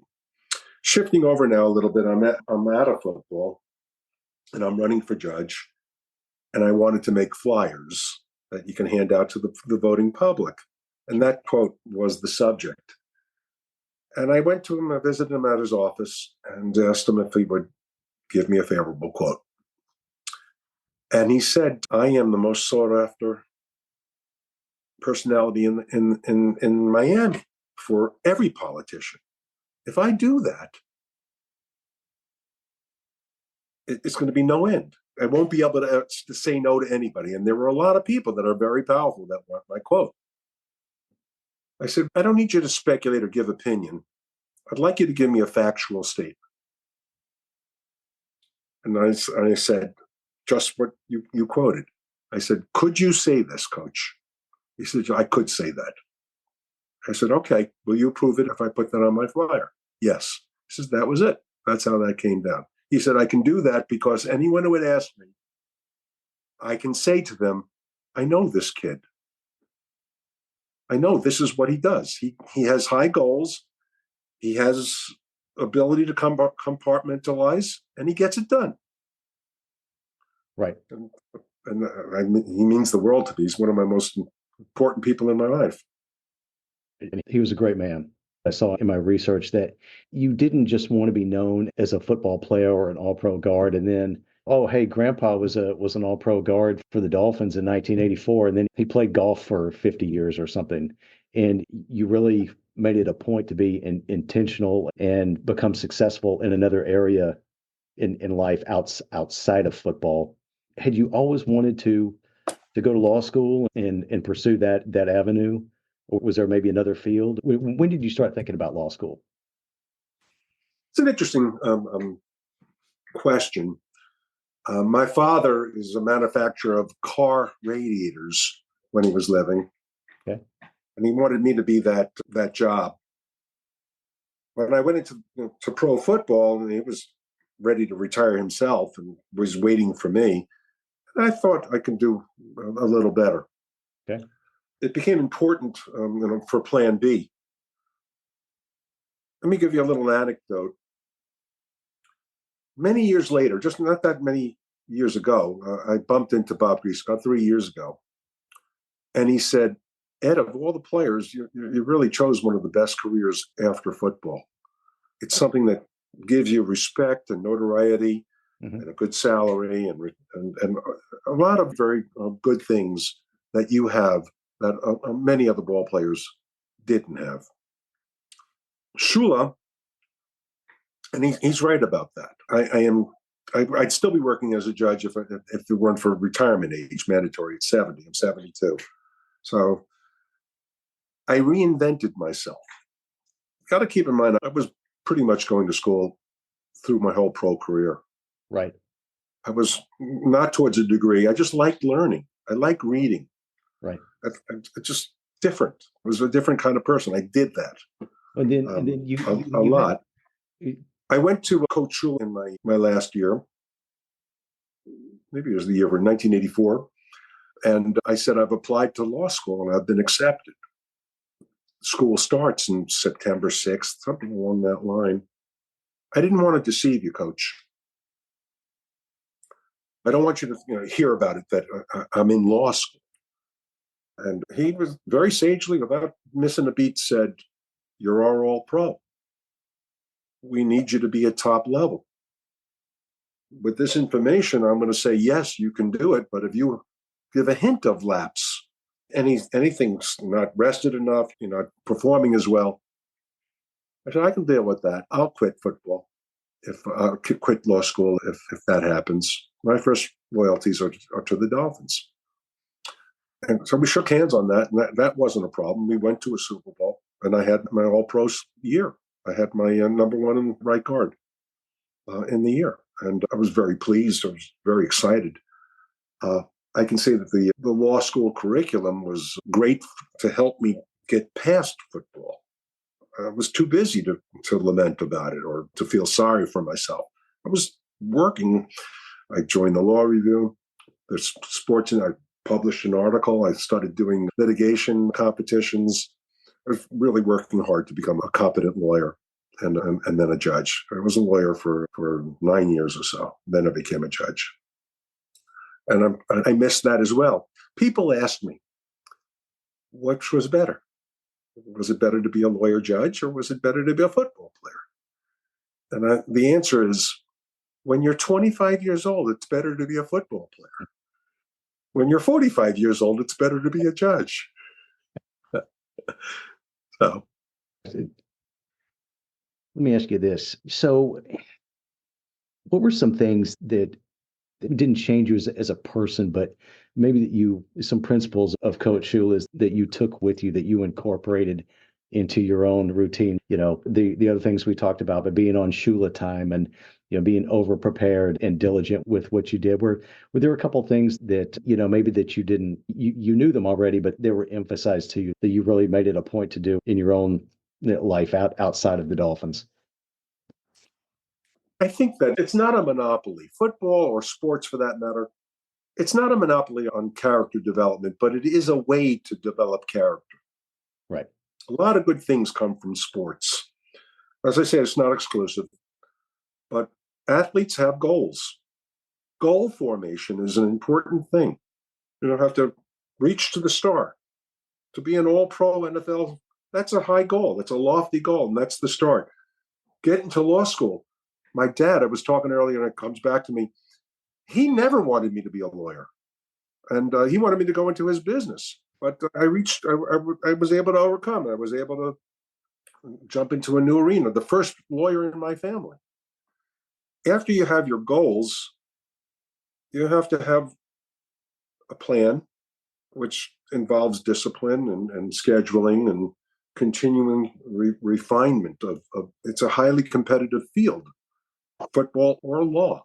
you're cramming a tremendous amount of technical knowledge or physical knowledge. Sure. Football, and you have to plan for that. You have to be diligent. You have to prepare, practice. You have to put in 10,000 hours to make it good one time. Right. And then there are skills that you have to maintain yourself. You have to avoid distractions. You have to stay healthy. You have to keep right with people. You live in a society, and you have to be well regarded on charities and those kinds of things in the greater community. And those things are all lessons that I gained while playing football. How to deal with people, how to achieve goals, and there's also interpersonal relationships. Like, you don't tell an opponent that his mother's a drunk or something like that. You don't do those kinds of things. Right. You know how to keep the game in front of you. Conduct yourself the right way. You do the right thing. You take care of your assignment. There are leadership things that come in. I was mostly leading by example as best as I could. I never was a captain. I was considered, but I was never a captain. Special teams. I used to love that. And in my rookie year, Shula, if you had an exceptional play, he would name you captain on special teams. So nice. I got about four captains in my rookie year out of 16 games. That was so nice. It's so nice to get that kind of thing. Wow, that's nice recognition. Yeah. Very nice. And Shula did that. I got a couple of game balls. Very rare for an offensive lineman to get a game ball. Let's see. Oh, I can see it back there. Let's see. Oh. Somewhere else. All right. No problem. No problem. Wonderful memories. Very few regrets. That's the other thing that I've noticed when I've spoken to someone from such as yourself from the early teams that there's no regrets about playing, or hey, they have this injury or this thing or that thing. There's no regrets or bitterness about having played professional football than having an injury or something of the like to contend with these days. There's no bitterness on anyone's part. I agree. I would modify it a little bit. Okay. Nobody wants to be told that they're not good enough. And when they are ultimately said you're not good enough, they can't blame themselves. Sometimes it's a doctor that gets the blame, another teammate that gets the blame, or a coach. Okay. Or it could even be a fan. It could some other a wife, some other circumstance. There's bitterness that frequently accompanies the end of a football career. In my case, you wouldn't hear it in the papers so much or in the radio so much. But if you love that as much as I was so in love with football, I was so consumed by it, I was very hurt. I thought I was rejected.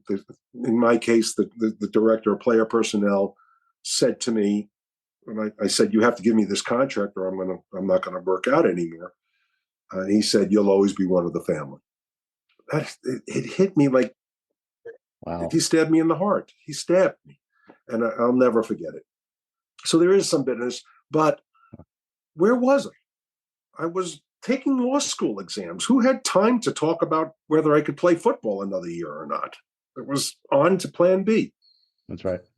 My advice to the general audience is always keep a plan B, lurking in as an alternative.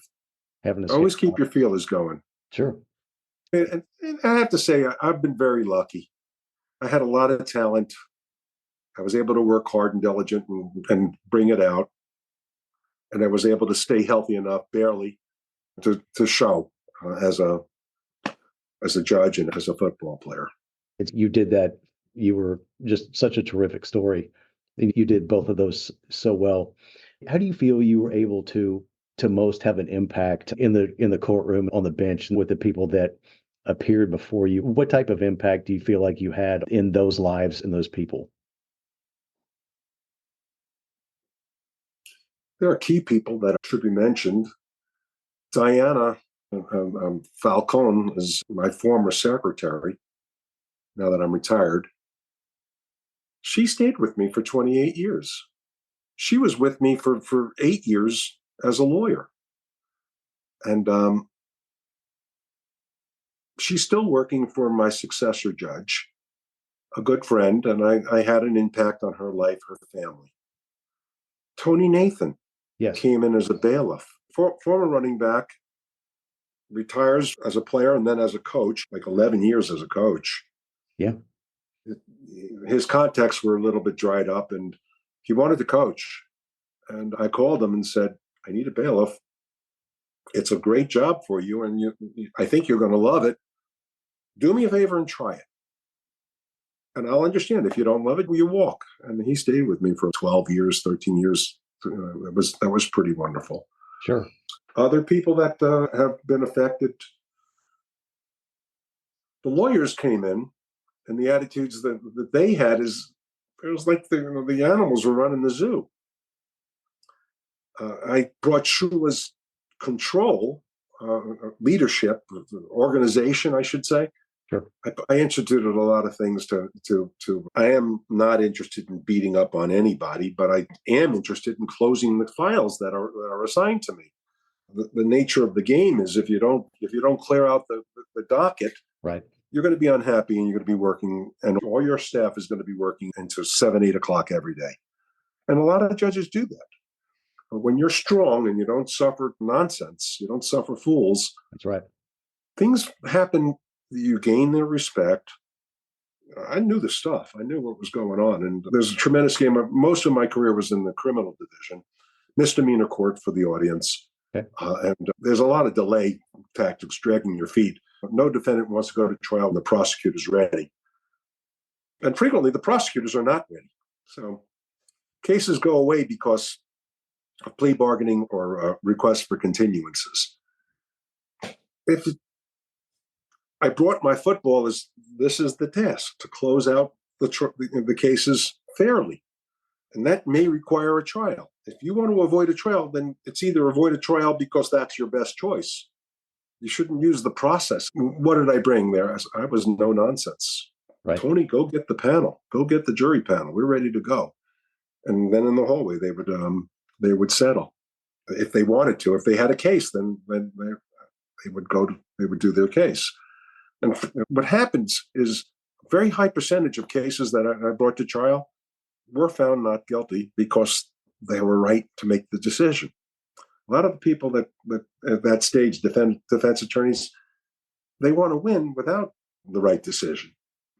If you understand what I'm saying. Yep. You have a guilty person. They win if the state's not ready for some reason. If the prosecutor makes some mistake.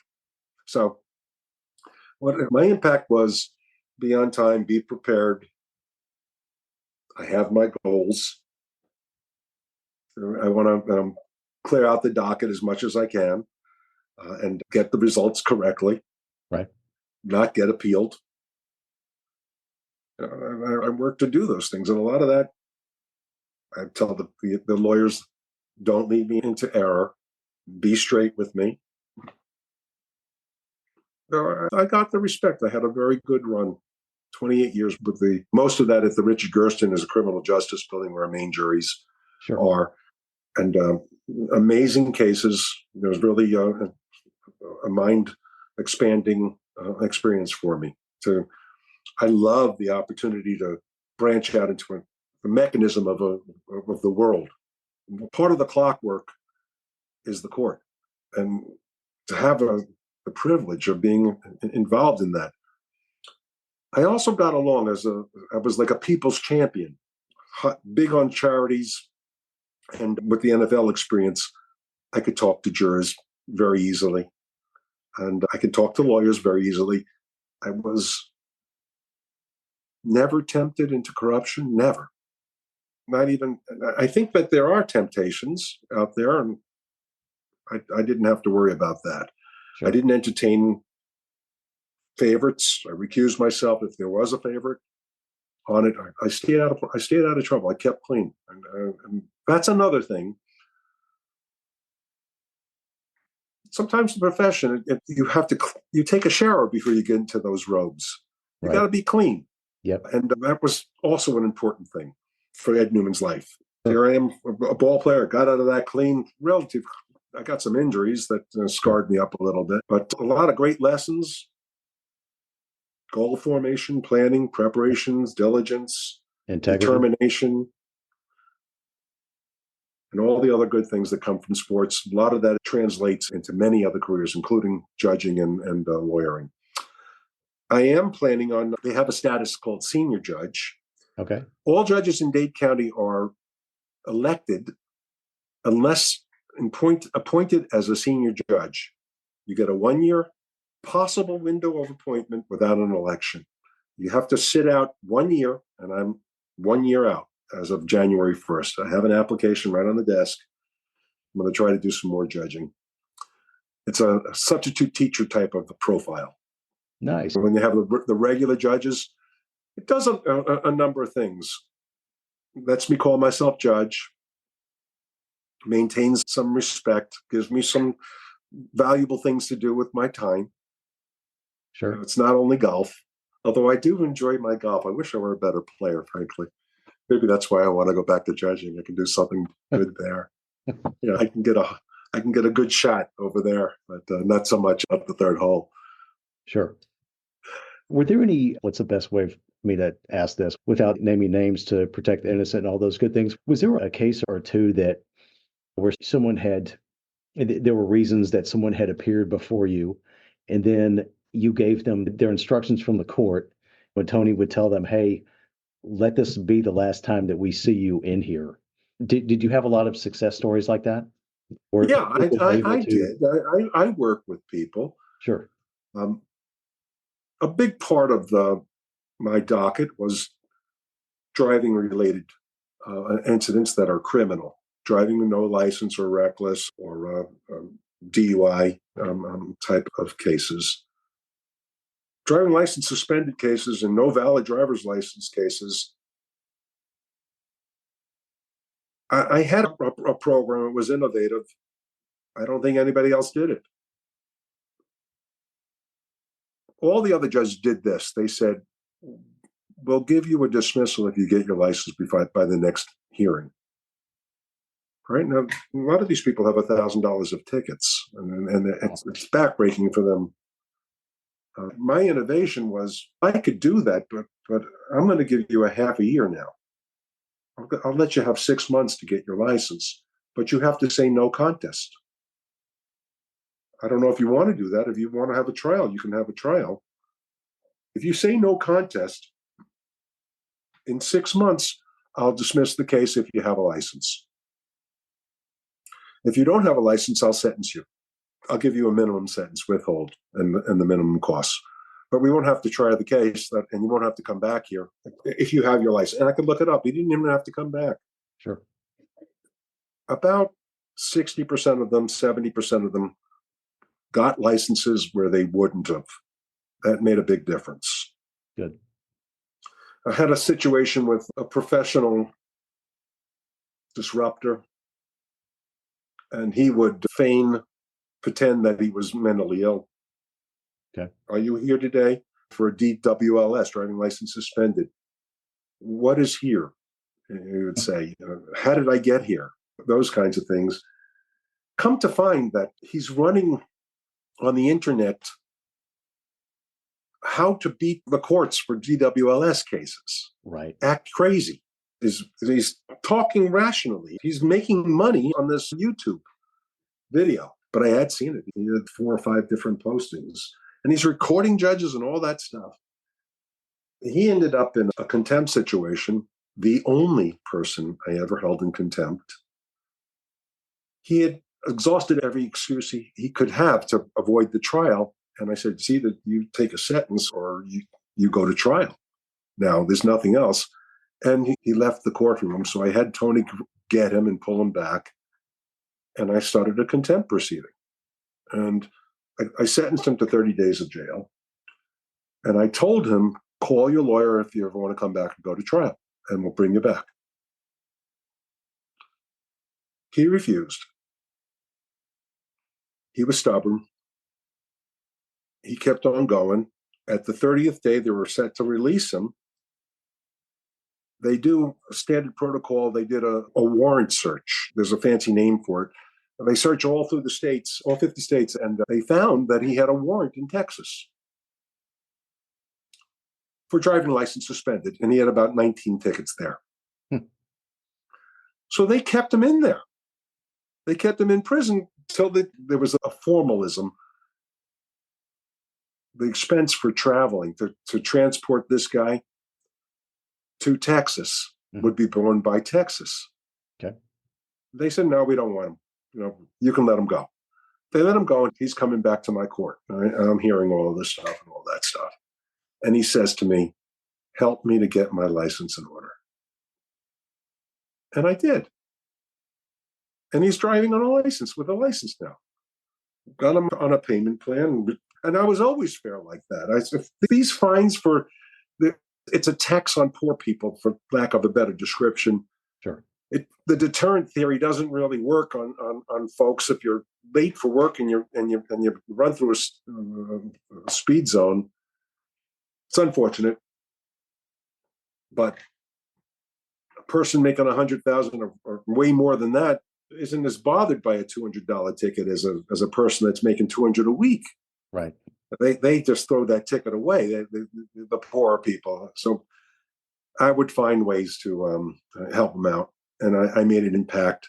I said, okay, you have $1,000 of traffic infractions that you have to pay for.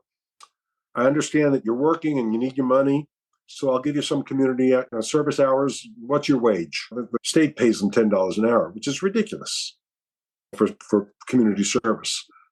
Right. Sometimes I go with $50 an hour. Yeah. That kind of thing. I think your labor is valuable. I'll give it to you if I can hear it's good. If it's good labor, I'll give you $50 an hour. How does that sound? So they can pay down their bill in 10 or 15 days.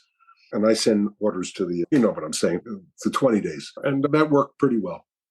Lawyers, I had a good opportunity to work with a few of them. There were some that had substance problems. I talked with them, and that straightened out.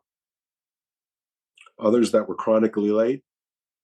Shula's example was, I used to say things, you can tell your client you would have won if you'd been here. I continued the case. I was poking the eye. Don't do that. You didn't have an excuse. I had to be in other courts. So I love you too much. I need you here. They tell everybody that, but that judge doesn't love you. I love you. You have to be here. I need you here. So you give them that kind of line. They know who you are. And innovations, things like this. You get a pad of paper. Okay. I'm limited by one person at a time at the podium.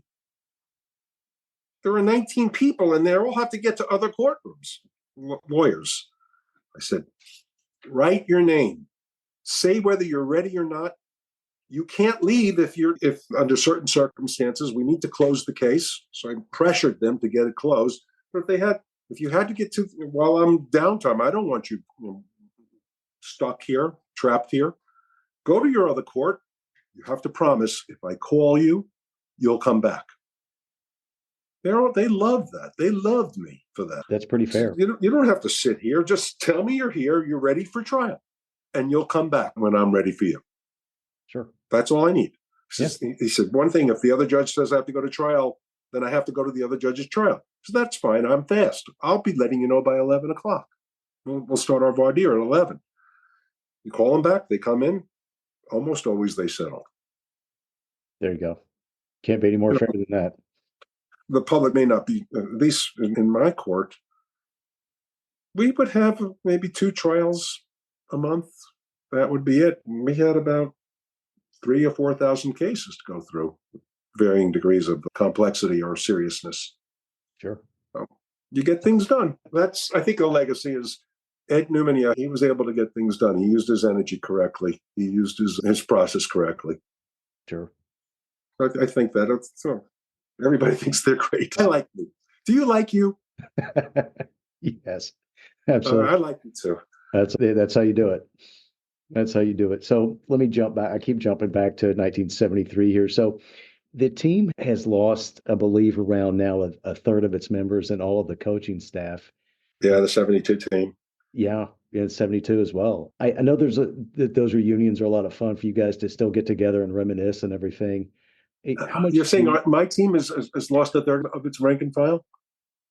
I Yeah, believe so, because there was very little turnover in personnel from 72. There were, I think, 5 or 6 new players on the six team. players.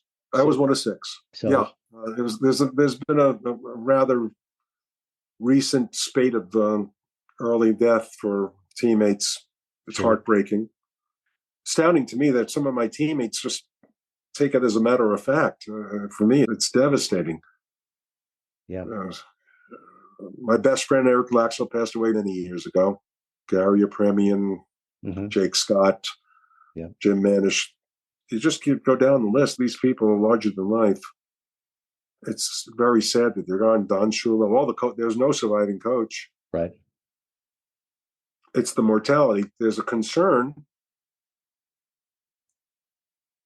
I just lost over 60 pounds because I want to live. Yeah. There's a concern that football players generally they're gone in their 70s because of the stressors that they put on their body. A lot of it's being overweight. Hmm. It's a sad thing. We're also concerned about the concussion protocols, and some of my teammates. There's some the game takes something from you. You take Sure. something from the game, and the game takes something back. And that's a tough thing. I know. How much do you still enjoy being able to see your teammates who can still travel at the various functions and the celebrations, and how important are the relationships and the brotherhood that's formed over the years?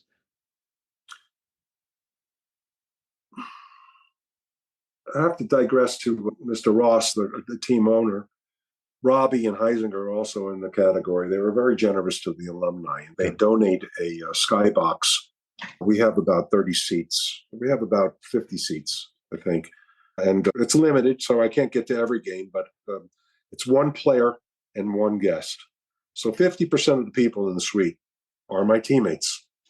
They get to 3 games, sometimes 4 games a season. It's always a hug, and it's always tell stories, and there's nobody that relates as well as another teammate. Right. Some of those guys are heartbreaking. I hurt when Wayne Moore died. I hurt when Eric Laxo died. Was my best friend. There have been a number of other people that I was very close to. I look at my teammates, and I mentioned it already. I feel like I feel it more than they do, than other teammates. Sure. Mortality is tough. Mortality in your 70s is tough. We all should be living into our 80s. I don't know. It's a circumstance. Large people generally die earlier. Heavy people. But that's unfortunate that so many have passed for a variety of reasons with the concussions and the CTE, like you mentioned. All right. You're on the Miami Dolphins alumni board of directors, and a couple of other boards in the Miami community. And I know how much your service is appreciated. Can you talk about the Dolphins alumni board and what you guys do for former teammates, maybe who have fallen on some hard times and Yes. in other circumstances? The Dolphins Alumni Association has rejuvenated a little bit, and there was an election, and I lost an election. That was maybe 6 years ago. But I was a director and with the Dolphin organization. It's a foundation. The team itself puts on an annual golf tournament and many other speaking engagement type of things. And Okay. funds are collected for a dire need fund. The board of directors votes. We get a candidate, says this person is going to lose a house unless we step in. There are examples. I protect their privacy. I won't mention names, but we have saved people from losing their house. Sometimes it's a medical thing. The league itself also has facilities for the concussion protocols or serious spine injuries or orthopedic stuff.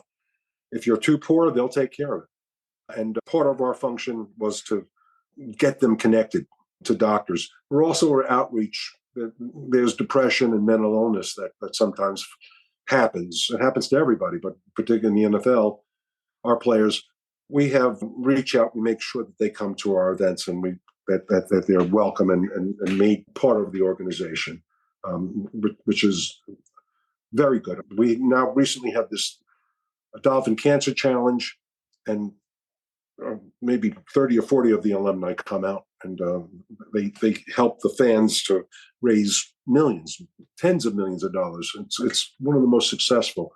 The Dolphin organization itself, by far, is the number one alumni as far as reach back and be friends with the old timers. Sure. And there's a lot of good things that come from it. It's a very embracing atmosphere. There's nothing like playing ball, but it's good to chat with your teammates about the good days. Do you remember when that happened? The lies get bigger and bigger every year. I've been on a few other boards, but I'm not presently on a board. I was a board of transition. We did a tremendous amount of work. Transition is a workforce organization that helps men and women. Generally, they have a little bit of a criminal record. Okay. I really liked having that assignment because I'm putting those people in jail. Rehab is the ideal thing. You don't want to warehouse people. You want them to be productive and part of the system, part of the program. I used to go there and give speeches to their staff, just pep talks, try to get them funded. I did some good things for them. And that was fine. And you made a big difference there as well. I think I did. Yeah. Sure. I think I did. It's hard to tell. Sure. I think I helped some lawyers mature and develop. I helped some defendants. Certainly, I'm helping my family and friends. Yeah. Been a good run. It has. And in 2014, along with Tony Nathan, I might add, you were inducted into the Miami Dolphins Walk of Fame. Was that a lifetime achievement for you? And which of your Hall of Fame inductions have meant the most to you? I was growing up in high school. My father, my grandparents, my mother, they all said, "Get out of football. It's too dangerous." My father and I had a talk, and we reached a pact. And it was very formative. He said, "I'd like you to have a nice, long, and healthy and prosperous life, and I don't think football will do it for you." He says, "I'll change my mind if you're the best in your team." He says, "If you're excellent, I'll change my mind." And I said, "Okay, that sounds good. I'll be the best on the team." And I made myself. I just worked harder at it. Sure. A reputation can be gained through sports. You can get farther and further ahead just by that reputation. So that's why you have to be the best. You can't be an also-ran. You have to be the best. That was a vindication. That Walk of Fame honor. Right. That was, wow. And the other one was, there's an award here, the top 50. That really meant that's the top 50 in the first 50 years of the franchise. And I had the Kuchenberg and Little that were so superb. But that was a big lifetime achievement for you with the Walk of Fame and with the top 50. They were actualization events, self-realization events. They were final recognition you have achieved as one of the elites. It was a validation. It was a validation of my life choices, is what it meant to me. And interestingly, Tony Nathan was inducted in the same year. And that was also pretty nice. I love the Dolphins. I'm really happy for them. I'm really happy to be part of them. Northwest 17th Street in Miami was renamed to Ed Newman Street. You can see the sign behind you there in your honor. That acknowledged the civic contributions that you made to the Miami area with the blood drives that you coordinated on behalf of the South Florida Blood Service. And that also earned you the Dolphins team nomination for NFL Man of the Year award in 1983. How special was it to you to be recognized by the Miami community for your charitable efforts? How special was that? That's the meaning of being a valuable person. Is the people who coexist in their community and make the world a better place for having been in it. That's one definition of success. I can give you a little background. There was a guy named Bob Carney from the Dolphins. Hmm. He was the director of publicity. And I said, I'm feeling unsatisfied with the charities that I'm doing. They're like Men's Association or Touchdown Clubs, and they're all over the place. Can we focus my fire a little bit? And they set up the South Florida Blood Service meeting, and they developed a campaign called the Ed Newman Challenge. The Northwest 17th Street office is the Ed Newman Street now. Right. Nobody in the NFL had done it before, or in sports for that matter. You okay? Yeah. The local community was demographically Cuban, and Cubans have, speaking the voice of the South Florida Blood Service, resistance to donating blood more than other cultures. Okay. But it's not an irresistible block. All they needed was some spokesman to say, I'll sign autographs, I'll talk to you, I'll pat your back, I'll give you trophies. So we made that kind of plan, and we did that for 4 years. We had 4 campaigns, my last 4 years, and they quadrupled our donation rate. And it's a sticky prospect. Once people, the Cubans, for instance, learn that it's not such a big deal, you can do that and feel good about it. And I'm not asking for money. Right. I'm asking for, you're giving a gift of life. It was a very easy thing for me to help people do that. And I felt wonderful about it. The people over at the South Florida Blood Service knew commissioners, and that's how the street naming occurred. It was a very special thing. And interestingly, it's 5 blocks from the courthouse Sure. that I worked in. That's 17th, and the courthouse is on 12th. Okay. And it's literally around the corner. It's just the way things worked out. Very, Sure, very recognition is nice. I didn't really live for it. I was much happier that I don't know of any particular person that I helped to survive, but I think I did. I think I helped people overcome very serious illnesses because of the blood drives that occurred. I gave good recognition for the Dolphins. I went to corporations. I went to high schools every week. I went on the WIOD radio, and their deal was talk for a minute and a half football and a minute and a half who are the winners for the Ed Newman Challenge. And we're giving an award to Rider System because 30% of their workforce donated, that kind of thing. There you go. And it was a good experience. And then transition. In those days, it was so easy to just give. It was a nice thing. I'm happy that I did that. I was totally selfless. I had only one interest, is to help people. And you've done that. You've done that very well. You're most welcome.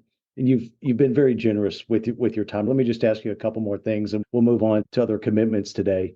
Did you think you would have the distinguished career in life that you've had? My attitude in high school was, I think I can play for pro football. Then the goal was to make the team. But as I got into it, and I said, now I want to be the best at that as well, if I can. I think, to be honest about it, every player in the NFL wants to be a Hall of Famer, and I'm no exception. I give a lot of credit, and I can see the differences. I see that there are truly worthy people. Nonetheless, I had a wonderful career and a wonderful association with teammates. We talked about the bookends with Marino and Greasy. Mm-hmm. It's so interesting. When I came into Greasy, I was a dopey rookie. And when I came out with Marino, I was the lauded veteran of great stature. I don't think I ever changed at all, but I guess I did. Yep. Life has a way of changing you. It does. And you've had it's one thing to have a Hall of Fame career, but it's another to be a Hall of Fame person. And thank you. You've certainly achieved that. I apologize if I'm being redundant here. Is there any one accomplishment that you're most proud of?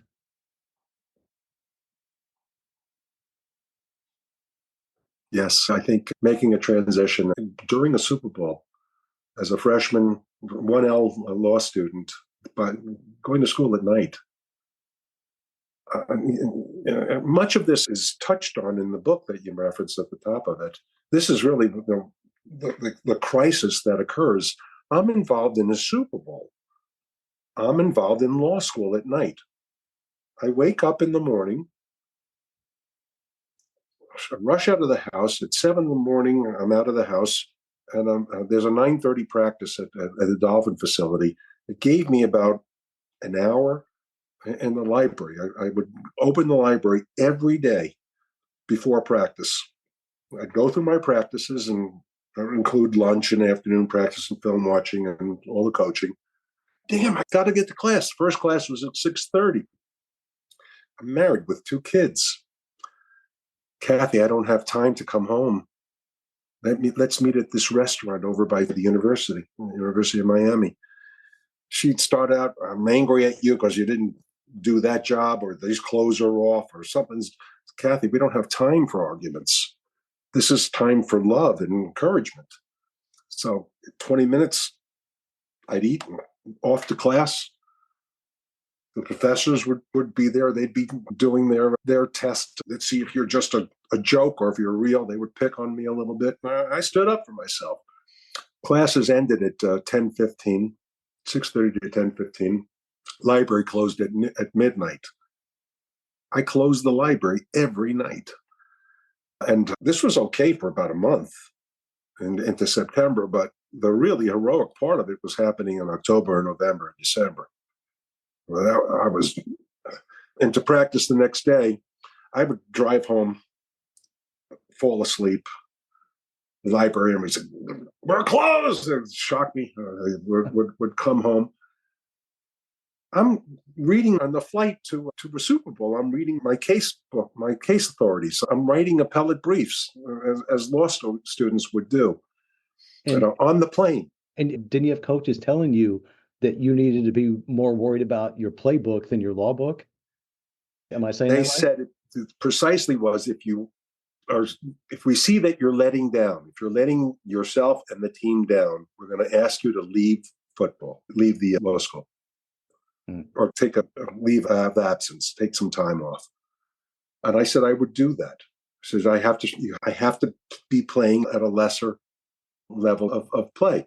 And I was the number 1 right guard in the league for that year. It was my 4th All-Pro year. My 4th Pro Bowl or something. Yep. I kept my word. The premise is, could I have done better without law school? That's conflicts with what was my best accomplishment, I think, was getting into law school and getting through that first year. That was really something. My greatest accomplishment of all, though, would be making that rookie team, the Dolphins. Making that team was really an incredible event. That 8 weeks or so before, as I think it's been so long, it really was the most important days of my life. It was so hot.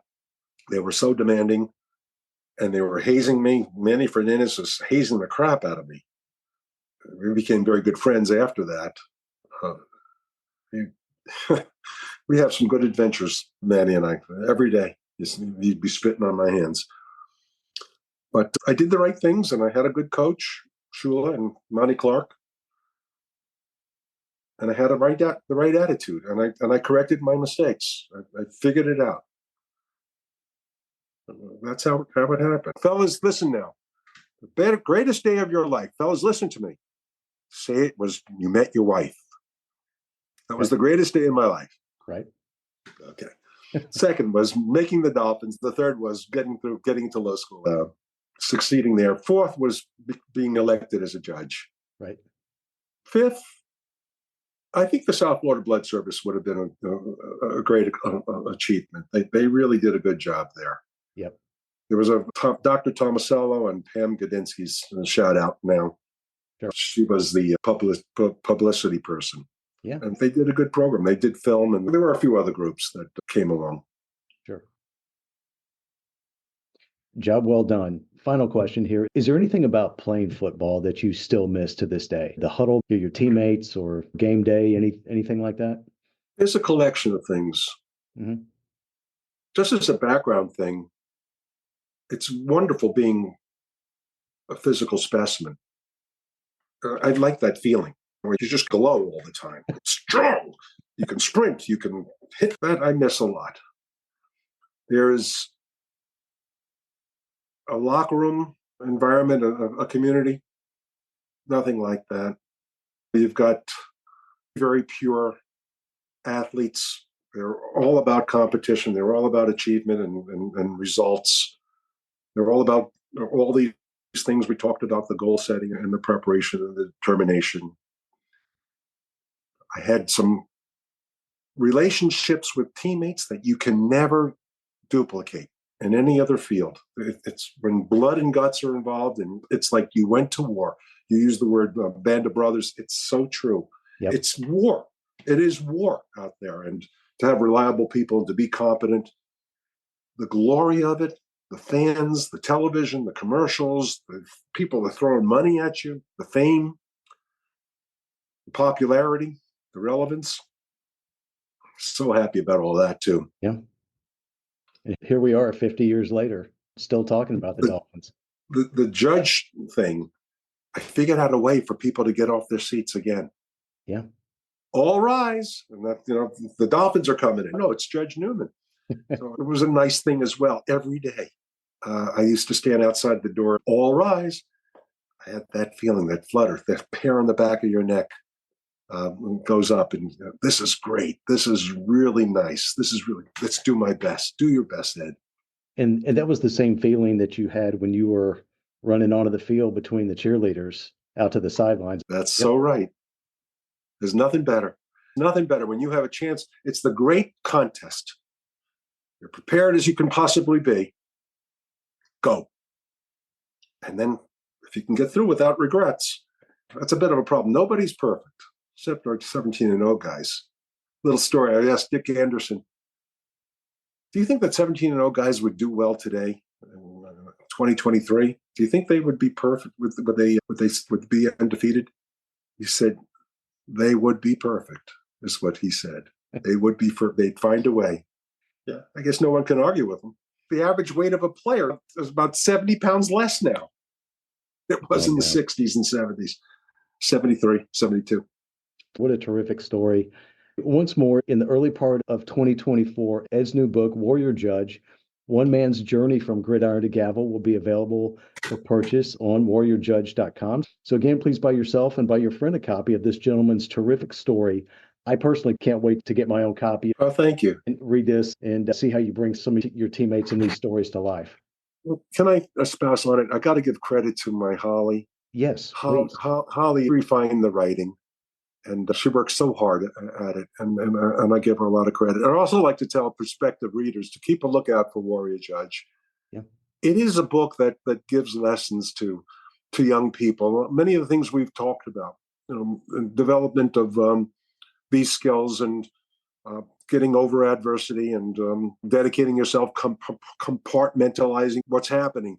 Much of your concentration is right here and now. You can't be thinking about what's happening this afternoon or next week. That's how the lessons I learned. And it's transmitted, and you can have it on the book, Warrior Judge. The book, actually, is The Path of Samson. Yeah. You see that? Yeah. Part of the book, we changed the title because we felt that was a little bit too isolated. Samson from biblical times. Sure. Was a warrior who he was one of the Hebrew judges. So the concept, which relates to your earlier question, is oil and water, academics and athletics. It's difficult to blend those successfully, to have a person that can be at the pinnacle for both of those fields, academics and athletics. Right. The solution is to stir. Oil and water can blend, but you have to keep on stirring. You sure do. Thank you, Ed, so much for speaking with me today. And I appreciate you very much. And this has just been a great conversation and a real treat for me. So thank you so much for being so generous with your time. I got to call my wife now, my number one fan, and then I'm going Yep. to call Holly. Yes, please. And I want to thank you for all you've done, and good luck with you, and Happy New Year, and Merry Christmas, or whatever your holiday. That's And it. thank you very much. Thank you. Thank you again for everyone listening for the Heroes and Icons podcast with your host, Greg Randolph. Once more, a huge thank you to our guest, Ed Newman, and a very special thank you to his daughter and co author, Holly Greenberg, for her assistance in helping coordinate our meeting today. Again, you can find the link to the book's website in the show notes for this podcast. Please order an extra copy for a friend while you're at it. I know it's going to be great, and I can't wait to see it. Thank you very much. Thank you again, everyone, for listening. Have a great night. God bless. We'll see you next time.